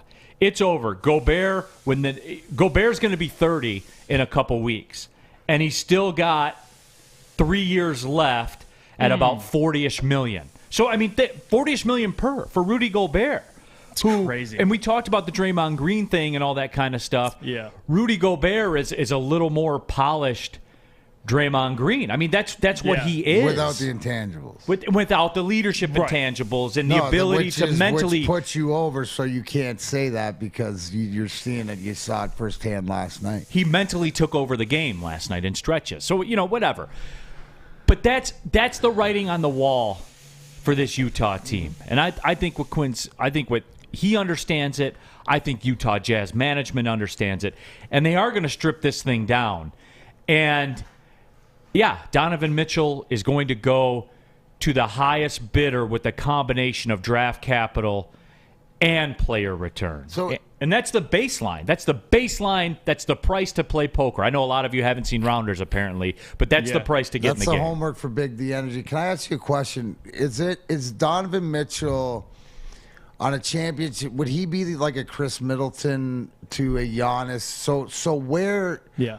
Who's out? Where the perfect fit, right? Like if he's not your main guy, but your supporting cast guy, do you look at it like he will get moved? You know, I guess that's the one thing. Or is it more a new coach in there? Or where do they go, Neal? Because like, do you think they trade him? Oh, 110%. Okay. And here's the deal. This has a lot of Michael Fulmer in it to me. It does. Yeah. Like the second he won Rookie of the Year, you knew you weren't going to be good for 5 years. So every day you held him, the value eroded. And I'm curious to get your take on this, Jeff. For me, every minute you have Donovan Mitchell, he gets closer to free agency. Yep. He does. And you lose a day of that team control at a very friendly number. Mark me on that. No, you're absolutely. And that's how I felt about Jeremy Grant as well. They didn't deal him at the trade deadline, and this is kind of the Donovan Mitchell thing. The more time you have on a contract that many would look at as decently acceptable compared to Russell Westbrook, you got to trade him. And for destinations, I would love him in Miami. I think there's a lot of spots that he would strive in. I don't know if he's your best player on a championship team. Maybe a new coach would be ideal, but he's out of there. He's good as gone. I think what's settled is settled, and he needs a new destination. And to your point, Neal, having control over a player like that, the team having that option, the ability, is such a value. And the faster they can find a deal for him, the more they'll get in return. It's kind of like what the Pelicans did for Anthony Davis. So ideally, yes, they would get more on the return the faster they can find a deal for him. Duke Nukem on our YouTube chat thread says that was an easy style take, Neal. And look, I know loved your game, Duke. What's that? Loved his video game, Duke Nukem. It's awesome. No, but I mean, look, I haven't been enamored. I have to question: is he a winning player, like taking over games when everything's on the line? But that's not him. We've proven that. But you put him in. He's had the opportunity. No, right? That's what. Yeah, he's had the opportunity. Can't come through, but he's the number 2 guy. It's like Middleton's not your guy, but you see what he does in a supporting role, put in the right position. Now, how about the coach? Does he resurface? Is he a guy that shows up somewhere else? And I guess my question is, have you thought about, and I know we've thought about that, don't look at Donovan Mitchell coming here, but is there a place for him because I don't know, but he's got to, if he joined another team that has the room, he puts them over the top. Going somewhere where there's culture already instilled is very important to a guy like Donovan Mitchell. I think that's why I brought up Miami. I don't know how they do it in terms of trading away a player that's viable, because the roster is really Jimmy Butler and Bam Adebayo. But that's my point there, is that you slide him in there and let Jimmy Butler's your alpha. Because to me, what's proven, yes, he's given the opportunity, Neal, and sometimes the alphas aren't. They're not alphas. They're like Sergei Fedorov, one of the greatest players, but he needed Steve Yzerman like Steve Yzerman needed Sergei Fedorov. But Steve was the alpha, and Sergei's the 1B, but would supersede. It wasn't about talent. It's about the total package and what the team brings. Right. Robinson for him. Those Mormons in Utah would love those white boys. That was a heavyweights take on that Spencer Raxter. Was that Spencer easy in the booth? Raxter. just want everyone to know that. Raxter. No, I mean, but here's the thing though too, where, and this is for the Pistons, and look, we've talked about hopium on this show. And on our YouTube chat thread, 9 Drinks said, why you got to poke fun at a regular... 9 Drinks, look, hopium's addicting to everybody. No one's above hopium, 9 Drinks. You know that. Like, you're our guy. You're one of the OGs. I'm not, quote-unquote, making fun of you or anything like that. Look at Dennis. Neal's buddy Dennis has so much hopium in his system on the Lions. He has such bad takes on Top Gun. Yeah. Like, I mean, it can he really knows he's affect addicted. you. It's really affected him. He's a fully functioning hopium addict. That's it. He shows up for work. Like, it doesn't run his life per se. Like, he can get up and go to his job and function. But yeah, he's a functioning hopium addict. There's a lot of them out there. But for the highly functioning hopium addict, here's the deal with the Donovan Mitchell thing. If you want me to build a case for the Pistons thing, all right? You want me to build a case for it. If you look at, like, the Miami Heat, which, they're a Donovan Mitchell away. They are, because, you have Jimmy Butler and all that kind of stuff. They have 3 $30 million a year guys right now. They can't realistically take on a fourth, because then they become the Brooklyn Nets. Right. Who, once your first unit's off the floor, you're minus 20 and the game's over. Yeah, like they got me and you playing in the bench. Yeah, 100%. The Warriors to some day. If Klay Thompson continues to play like he's playing, that's essentially the Warriors when Steph's not on the floor. But through all that, a team that is one player away would have to do some major financial wrangling in order to incur that salary. Plus, the draft capital that they can surrender is not. I don't think Utah desires 4 future picks at 24 in the first round. I was about to say, they're all going to be late round picks anyway. So, to your point, absolutely. That's what makes it tough, too, when a guy gets paid. And then, like Anthony Davis, for example, when he got to the Lakers, he got that extension. But now with Donovan, he already has, $33 million annually. So that's going to make it tough. But with the Pistons, and I get people get excited for a guy like Donovan Mitchell. I just don't think Donovan Mitchell would significantly improve this team, and at least you have your alpha in Cade Cunningham, and that would certainly help. He's unselfish. They'd work together. I just don't think it's likely. Again, isn't this one of those moves that this was? I'm going to say 2 years from now, but maybe even next year with this team, where he's a guy that you seriously down the road are going to look to a Donovan Mitchell type to come in and be that asset for Cade, correct? Yeah, absolutely. I think this team is missing so much. I mean, size, shooting, not even just a guy like Donovan Mitchell. No, it's never going to work there. And Snyder knows that, and that's why he left. Exactly. Like, let's just cut the ish. Like, he knew that, and that's why he dipped. He's like, this is never going to work here. Rudy Gobert at $38 million a year, you're not going to win. And he knows it. And here's the point, Jeff. It's easy. Why I asked, is he going to end up on his feet? You know what I'm saying? Like, so he saw the greener pastures. What you're seeing in Utah, let's circle back to the beginning of the show talking about A.J. Hinch here, because that is exactly bingo, bango, different reason, not because of the cap, but because you got nothing. And if you're Utah, like, what a situation to be in. You're paying Rudy nearly $40 million, and he's untradeable. And then you have your franchise player in Donovan Mitchell, who's not happy with Rudy.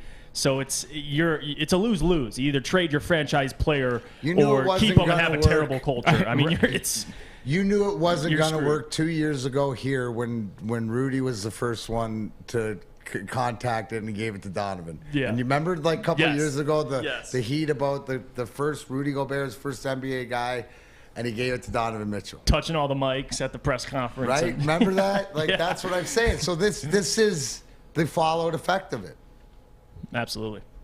But isn't this something like the Pistons should see? Like how we talked about with the Lions should see what it takes to get Deshaun Watson. Isn't it? You want to make the phone, because if they can do that for Jeremy Grant, Killian Hayes, and 2 first-round picks without giving up Sadiq Bey, without giving up somebody like that, that's laughable. What you just presented right there. I mean, yeah, it's probably going to take 3 first-round picks, but do you need the rubber thing when you take your hopium hits, or do you smoke? Like, how do you do it? What the cost is? They got to see what the going rate is for Donovan Mitchell, who is a top 10 player in the NBA. You got to at least make the call. Pick up the phone. Yeah, and I agree with that. He lathers in it. That's what his chili peppers lotion's made out of hopium. Jeff, appreciate you sliding through the show, my friend. We'll get back at you, certainly as the draft gets closer and all that. Jeff Iafrate, everybody, follow him on Twitter. Let me tell you about the Sports Marketing Agency. They help spread awareness about mental health and substance abuse. Their new podcast is called This is the F Word. It helps spread awareness of fentanyl and other addiction issues that are, let's be honest, plaguing our community behind the scenes. Go to thesportsma.com if you're struggling. If you know someone else who's struggling, let's take the first step here. Go to thesportsma.com. The Sports Marketing Agency is here to help.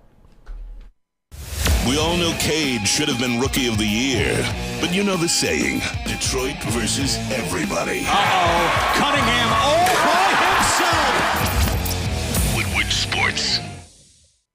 Hi, my diamonds. diamonds, it's Crystal with an X. You want to get hot and perfect like me? Here's my super easy routine. Drink at least a gallon of water before you wake up. Attach a weight to everything in your house. Sell your car and just sprint everywhere. Scream when you exhale. Don't follow Crystal with an X. Do your own thing at Planet Fitness with tons of equipment and free fitness training in our clean and spacious clubs. Join now for just $10 a month and cancel anytime. We are the network for Detroit by Detroiters. Welcome to the Woodward Sports Network. Neal Ruhl here for oddstrader.com, the #1 site for all of your game day betting activity. Begin your handicapping journey at oddstrader.com. You can get play-by-play updates, live scores, and bet tracking. To get it, just download the OddsTrader app from your app store today. Here's the most important function of this, I believe. Get you the best price on every game. Don't give your money away, everybody. Get the best price. Why would you not? Why would you not do that if the tool was available to you? Oh, yeah. It is. oddstrader.com. They'll also let you know all the sign-up offers from multiple sports books. Player statistics, key game stats, all available at oddstrader.com. Go to the App Store and download OddsTrader today. Back at it. Big D Energy. Neal Ruhl, D-Mac, Darren McCarty. Spencer Raxter. We got Sam Flannel now. Big thank you to Jeff Iafrate, CJ Schneider on our YouTube chat thread. I don't want Rudy Gobert, but stop acting like he's a scrub.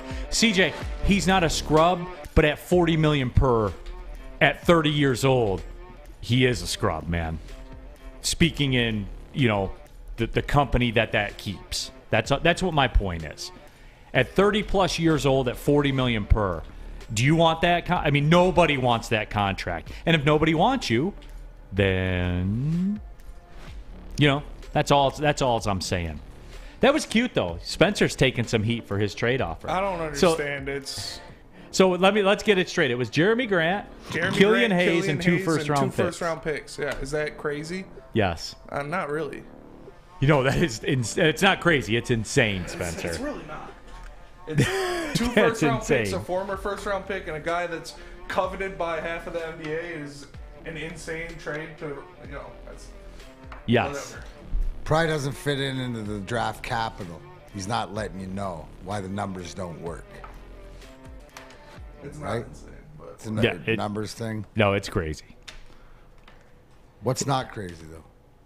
Well, what else? You know what's crazy? Everybody who's getting a little bit fired up about Steve Eisman interviewing John Tortorella for the coach. Yeah, I did want to ask you about that, D-Mac. So is news? Down. Do we have news imminent? Do we have imminent news right now? John Tortorella has been linked to the Detroit Red Wings coaching vacancy. That, of course, comes via Kevin Allen, the hockey writing icon the hockey in America. writing icon and the author, the ghostwriter for My Last Fight, True Story of a Hockey Rockstar, my book. That's my boy Kevin. I can't say enough great things about him. We're actually working on the next one. But here's the one thing. It's called due diligence. All the stuff we're talking about banging the tires and stuff like this. Here's the one thing with John Tortorella. What Steve Eisman, because here's what Tortorella can bring and develop and why. Here's why Steve Eisman would want a guy like John Tortorella or would interview him, because John Tortorella is going to bring in discipline and he's going to bring in a system. It's a simple way to play hard. The knock against Tortorella is because he's a bit of an old school and he's a bit of a, not a tyrant, but he's well respected, but he's along the lines of a Daryl Sutter, where he's his expectations for the players are more old school, right? Where he's got a more old school mentality, but his teams work hard. If you're looking to develop and progress on both sides of the puck, remember Steve Eisman's end of season press conference, we regressed on both sides of the puck, yes. Right? So this is where to establish, I could see him to bring it in. I don't see John Tortorella as the savior to the promised land, but I could see him if he's a buffer. And what do you mean by a buffer? Get you to a level. Gets you to the next level of establishing this, because why would you do that? Because the guy that you want, the timing's not right, or he's unavailable, or that guy's not out there. So the one thing is Steve's not going to settle. He's got his plan. So if that's the way, if he would hire Tortorella, that's what I would ask. And it's more because he thinks that the system that Tortorella could put in place would happen. Now, from what I hear and everything that Tortorella is pretty much going to go to Philly. Philly's in a lot worse shape, and they need more of that disciplinarian type of guy. See why? Let me ask you this, D-Mac, and give me the why on this. And you don't know the why, like you haven't had that direct discussion. I'm just, your experienced, educated opinion. See, for me, if I'm Tortorella and I look at that Philly situation, and I look at the Red Wings situation, and I look at $64 million in cap space in 2 years, and I look at a well-stocked farm system, and I look at Steve Yzerman being in place, who isn't going to give away candy. That to me seems like the more appealing option. Why not? Because Philly's gonna get a 5-year. He's gonna get the bag. He's gonna get the bag in Philly. He'd only get a 2-year deal here. He's not gonna get. Because he's not giving away candy. Because he's right. See, Because D-Mac, you fire me up, bro. That's what it is. So he's got a plan. So again, you understand where, and you have to bang the tires, right? So Tortorella's got a decision to make, but that's what I would, my educated guess would be, it'd be like a 2-year deal, right? For I don't know, what do coaches make? $4 million? 3-4 million, right? Like $5 million, say you're giving the coach 2 years is what he'd make there, but he'd make probably $7 million for 5 years in Philly because they're down. So again, here's the thing. Tortorella could prove and go contract to contract is what I would expect right here, whereas he would be the savior in Philly. See, you broke that down perfectly to me, because for me, because I put it into my terms, because what am I going to do?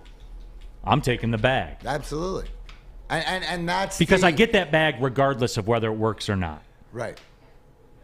Security. 100 million%. It goes back to after we won in '98. Marley Point's free agent. Boston offers him 4 years, $20 million. And how can you say no to that to such a family? And this is back 20-some years ago when power forwards weren't making that. And we're all like, he was distraught. And we're all like, no, you got to go. Sets you up for life. Right? That's the thing. So what's important? And I don't know John Tortorella. I highly respect him as a coach. And the resume speaks for itself. And a hockey guy. I mean, I know that I would have loved playing for him, right? Like, that's my type of coach. But so we'll see. But the fact is that you have to be confident that Stevie ain't giving it away, but he's banging all the tires. And he's not sitting back going, oh, here, I'm holding my cards, No, I'm going to talk to him, and I'm going to talk to him. I'm going to talk to him. Doesn't mean you know if he's going to play the hand or not. Man, it just... The way you say that to me, I need to do the Steve Yzerman, the Yzerplan limo, and I need to put the little hat on and be the chauffeur, because you're speaking to me to look him in the. You mean I can stop driving and I can? Yeah, you can be in the back. Yeah. Nah. You can open the sunroof and hang out the sunroof as we go down Woodward. You can do all that stuff. There'll be smoke billowing out of the back. D-Mac, I'm telling you, ma'am. I am all in. You're welcome. My Major Monday right there. Yeah, I am all in a way. Do you see how I could just nurture you right out of the AJ Hinch, and where you're not even worried about that because you see, I see better days. No, it's just because of the way you just matter-of-factly drop that. And I could tell, like, you get a look in your face. And that's where, like, you do. Like, when you're talking, I know when I say, oh, blank, D-Mac's serious about this. You know what I'm saying? Right. Like, we yuck it up. I got a nugget. Yeah, you do. Like, we yuck it up, and I can see the look on your face when we're yucking it up. And then when we talk Red Wings, and we can yuck it up about the Red Wings, and you'll yuck it up about that stuff. But when we start talking about the plan, and I have some questions about it, you get this... I don't want to say the smile leaves your face, but you get this, like, locked-in face that you get. And that's when I know you're serious. I get the parental, like, okay, this is why I know. I was raised by the same way. So the mentality, it's like growing up in the same family, right? You may be the black sheep or you may be whatever else, but you know the operating procedure of the people. This isn't about anything except knowing the people, right? Knowing the people and the person and watching, because I say it all the time. Steve Yzerman's like that. His nickname's Silk, smooth as silk, but it's also E.F. Hutton. The old E.F. Hutton. When E.F. Hutton talks, people listen. If you listen to him talk, he will let you know his plan, right? You just got to sit there and listen. So that's what I speculate, how I see it play out, Neal, because that's sort of the hashtag Wiser play. Now, if I can't narrate that because of insight that I know just from being around, you know, that's the knowledge, I guess, that I possess to try to bring people in. But wait, because it's not just, hey, Steve Yzerman. Eisenplan, Steve Yzerman. Steve Yzerman, 1919. Woo-woo. Yeah, Captain. Yeah.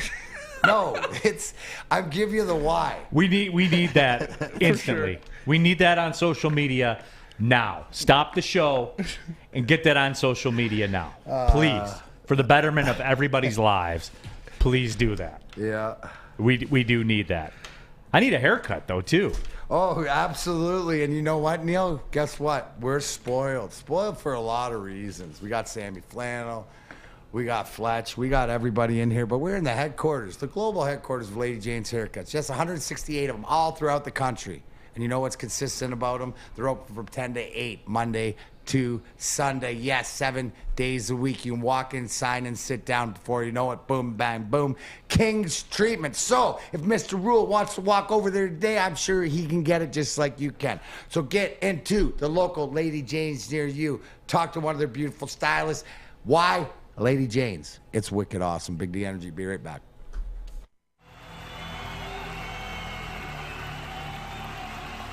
He's going deep, right side.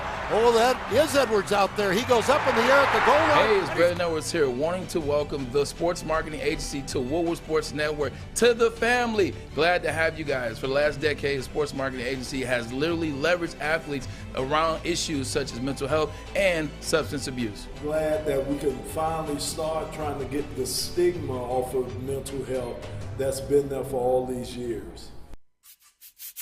You don't have to go to the beach, man. You don't have to get your butt crack full of sand. You just need a little chili peppers, man, to get that glowing beach chili peppers tan. Woo!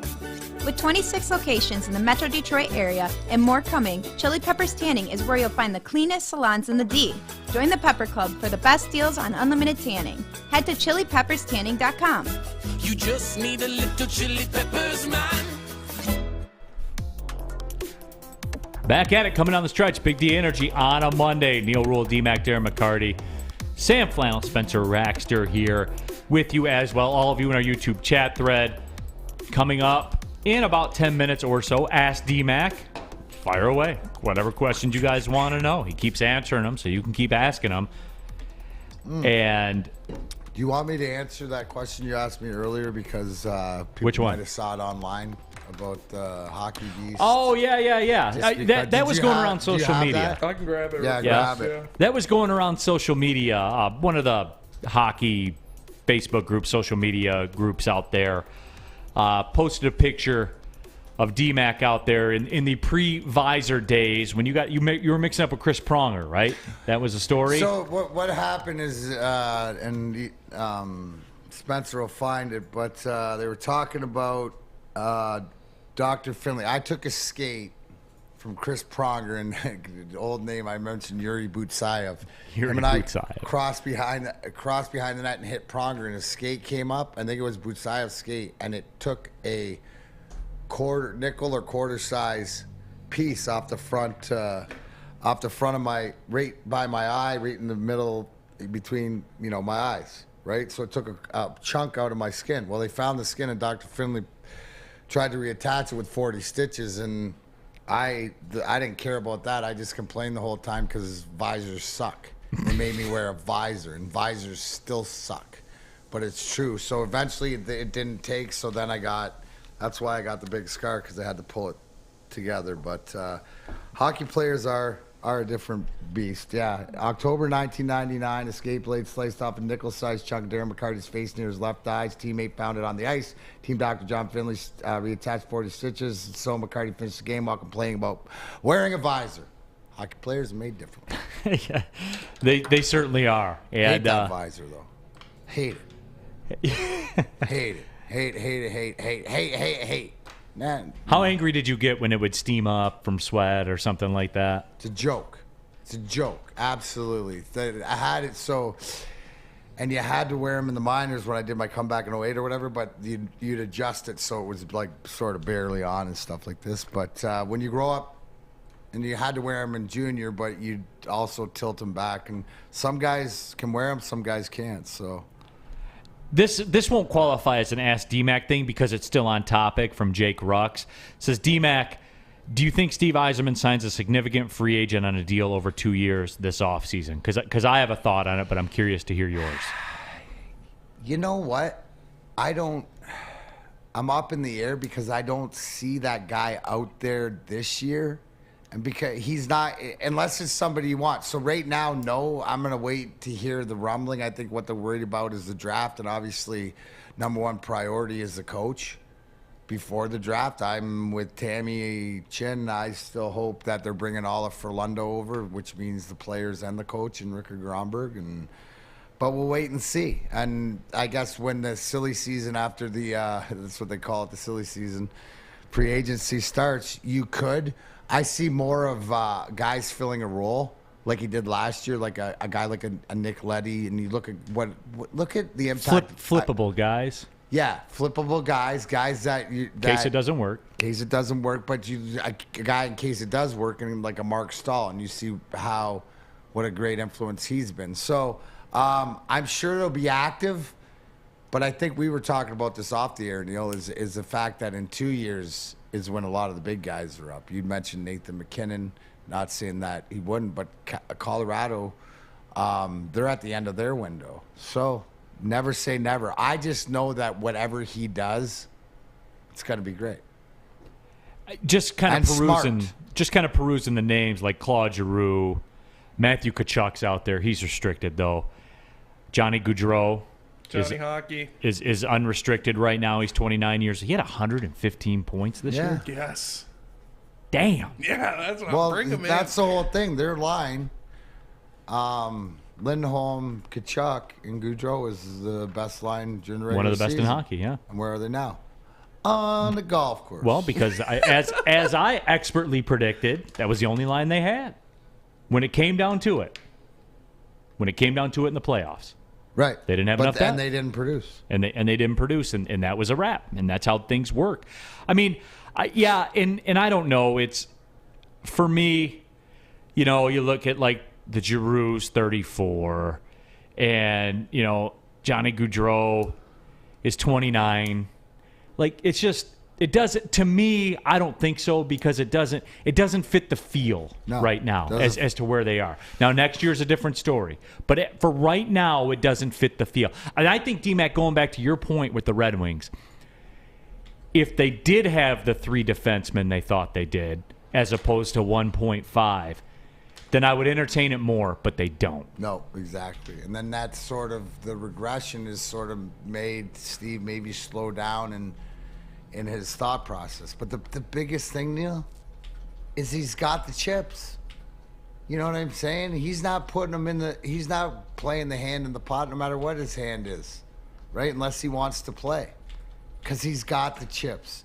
And you know how hard it is with teams in the salary cap era, no matter what sport it is, to be consistent with that, right? To get it right. What do we always talk about? Oh, this guy's coming in trying to get the books right. This guy's got to take care of this guy's contract. Takes 2-3 years done. to get rid.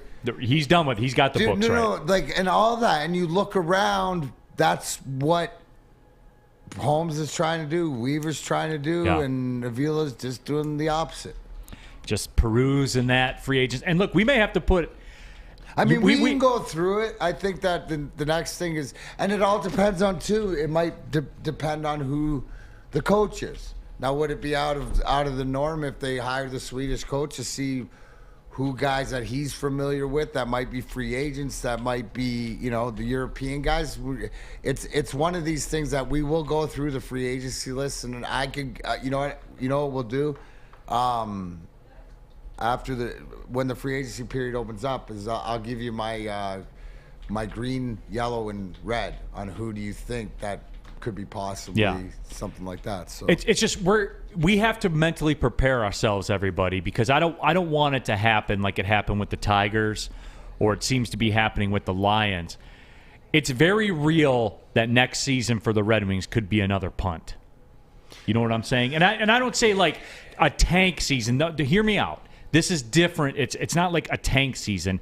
It's where when you parlay what's available in the free agency market with where the Red Wings are at right now, with the amount of money that they have in 2 years on the cap, that's just the way the timing's going to work out. And when you look through that free agency pool in 2 seasons and you see Nathan McKinnon out there, who will be, 28, 29 years old. When you see my guy, Alex DeBrincat, oh, yeah. See, that's yeah. I mean, he's restricted. And he's a local kid. Yeah, but that's my guy, former Erie Oddie grade. I rode with him in the OHL days, so you can't tell me nothing about DeBrincat. I already know how it works. I was concerned that he wasn't big enough, but he's fine, everybody. He's fine. And then you'll have to look at what you're going to do with Dylan Larkin that year. That's the year. That's the year, I think, where the movement really happens and we find out what's what. Let me tell you what is right now, and that's the summer of Cintron. It's here. Now, Cintron is available at participating Kroger locations. Give it a spin, guys. Get 2 cans of it for $4 at your local Kroger. Then you'll know what we know, that Cintron is a new energy drink for the active lifestyle with great taste. Let's be real. It ain't going to work if it doesn't taste good. And Cintron has that great taste. Official partners with the Detroit Pistons, the Detroit Red Wings, Detroit City FC. Drink it, live it with Cintron. New to the game or a season better? OddsTrader.com has everything you need to make the right bet ahead of kickoff. Begin your handicapping journey with OddsTrader. Improve your edge by finding the best price on every game from sportsbooks in your backyard. Take advantage of the numerous sign-up bonus offers to pad your bankroll. Dive into key game statistics, player performance, and even account for the projected game day weather. Best of all, you can use the OddsTrader bet tracker to keep a log of your action. Welcome to OddsTrader, and best of luck. When you need apparel, there's only one place to go. Big Frog in Novi. With no setup fees, no artwork fees, no minimum, and a 24-hour turnaround, you can have your whole team outfitted in no time. Embroidery, direct-to-garment, vinyl, and screen printing, Big Frog has it all in all the styles you want. So whether it's a sports team, fundraiser, school event, or corporate needs, Big Frog is your one-stop destination. Visit bigfrog.com/Novi or call 844-4-BIG-FROG. Neal Ruhl here for Bedrock Detroit. Bedrock and Rocket Mortgage have turned an old parking lot into a massive outdoor playground right next to Campus Martius. Roller skating, basketball courts, a mini golf course, food trucks, live music performances, art installations. It's a fun place to visit whether you're out on a date, hanging out with the family, or maybe right before a Tigers game. There's even Wi-Fi down there so you can take your computer to work and work in the heart of the city. So go check it out. Summer is better at the Monroe Street Midway. Final segment of the show, Big D Energy, Woodward Sports Network. A little bit of breaking news. Rasheed Wallace has agreed on a deal to be an assistant coach for the Lakers under new coach Darren Ham. Both were teammates, as you guys know, for the Going to Work Pistons here in 2004. Memphis's Penny Hardaway hinted that Wallace may join Ham in L.A. So, that's what's going on. That comes courtesy of Shams Charania. So that is looking to be a done deal, and we'll see how that shakes out. But we talked about it. We teased it. It is time for Ask D-Mac.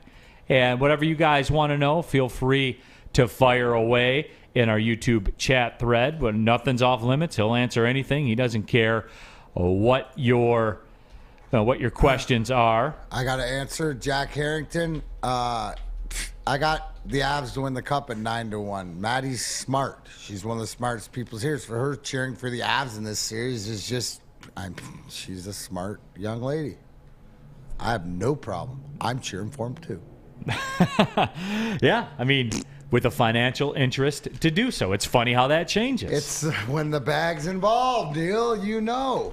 You know, that's what it is. Rack wants to know, ask D-Mac, what was your first frivolous purchase after you signed your first big contract? Wasn't frivolous, but I never had a vehicle until I signed my contract, and I bought a 1991 5-speed white Jeep Cherokee, one of the box ones for when I had it up in Adirondack in the snow and stuff like this. It was awesome. Aaron Tackett asked D-Mac, what made you choose number 25? I had number 25 on my jersey, but it was because of Barry Bonds, not because of you. But Sorry, that's D-Mac. cool. Well, see, here's how it goes, right? There was a choice between 14, 18, 25, and 27. I had second pick because Micah Avazov had more minor league games than I did. He had first pick. He picked 27. I don't like even numbers, so I picked 25. The fact they wouldn't give me 19, I wore in junior and more in the minors, I never got it. But you know what? Stevie always had something against me. I can't believe he didn't give me 19. So 25. Might as well just, create new memories, right? Create new memories. So Stevie wouldn't give me 19. That's why I wore 25. Nate Brisky says, ask D-Mac, should Yzerman pick up Sean Manahan's huge contract for 1 year? Here's the one thing, is that he will go over that, or it will pass through. If he does, then it's something that he's looked to. If he doesn't, he thought about it, or he processed it. But I don't think he's gonna. He's making too much money, and coming off injuries and stuff like that. AC wants to know, D-Mac, can you go 1 day without talking hockey? Yeah, I can go a million days. I was going to say that. Hockey. Yeah, I'm just good at it. Yeah, you've done that, especially during college football season. I'd rather talk wrestling, honestly. Seriously. I'd rather talk other things. Yeah. Jack Harrington, D-Mac, who wins tomorrow night, Rangers or Tampa? See, that's the thing, right? See, there's those pivotal moments, and you know it. And when the Rangers were up 2-0, that was their awakening. Right, that was the moment, and what you saw out of Tampa is, I think Tampa wins. I think you gave them life. You had a shot. Now you're going to see the real Tampa. If they got anything left, you just because here's the thing, right? In the first few games, because Leon Vasilevsky looked more mortal than he is. Last game, getting back to being on the Mount Rushmore. Question from Neal in Washington Probably Township. shutout tomorrow. I bet the shutout. Question from Neal in Washington Township, D-Mac. Does that add up, the cup runs? Absolutely. The minutes played, the extra games played, all that. Here's the one thing that you have to know is I think Nick Lidstrom played over 400 and some games, include from exhibition, regular season, playoffs, in a span of less than 4 years. Right? I don't care what it is. You look at this Tampa Bay team, because of the lockout season, because of the way the seasons have sped up, it can't not catch up to you. It's just, when does it catch up to you? And if you can, as a team, know what you need to do, right? And it's all about reserving that energy, but also being able to capitalize in the moment. When we say work smarter, not harder, this is where the Tampa Bay team, but this is, if you want to say, does experience play a part? It's going on experience, because as the tank runs out, and right as the tank's drawing down, the experience comes up, and that's what you're seeing. That was just a gutty win, executed by the guys. Look at the winning goal by Tampa. Hedman to Kucherov to Palat, who you haven't heard a lot from Palat or Killorn in this playoff series for Tampa. Look out if you do. People want your thoughts on Hell in a Cell last night. You were working. Didn't watch it, but gosh darn it, shot out. If you haven't seen, Cody Rhodes tore his pectoral off in training and went out there and fought in that match. There's a picture, if you pull up Cody Rhodes' picture standing there, and if you've ever torn a muscle, what happens is your whole body will go purple and stuff. His whole left side of his body is purple. So I didn't watch. I will check it out. I'll probably just do Simon Miller's Ups and Downs on YouTube, which I highly recommend. You got it up here, this picture? This is unbelievable. Yeah, give me 1 second to throw the background on it.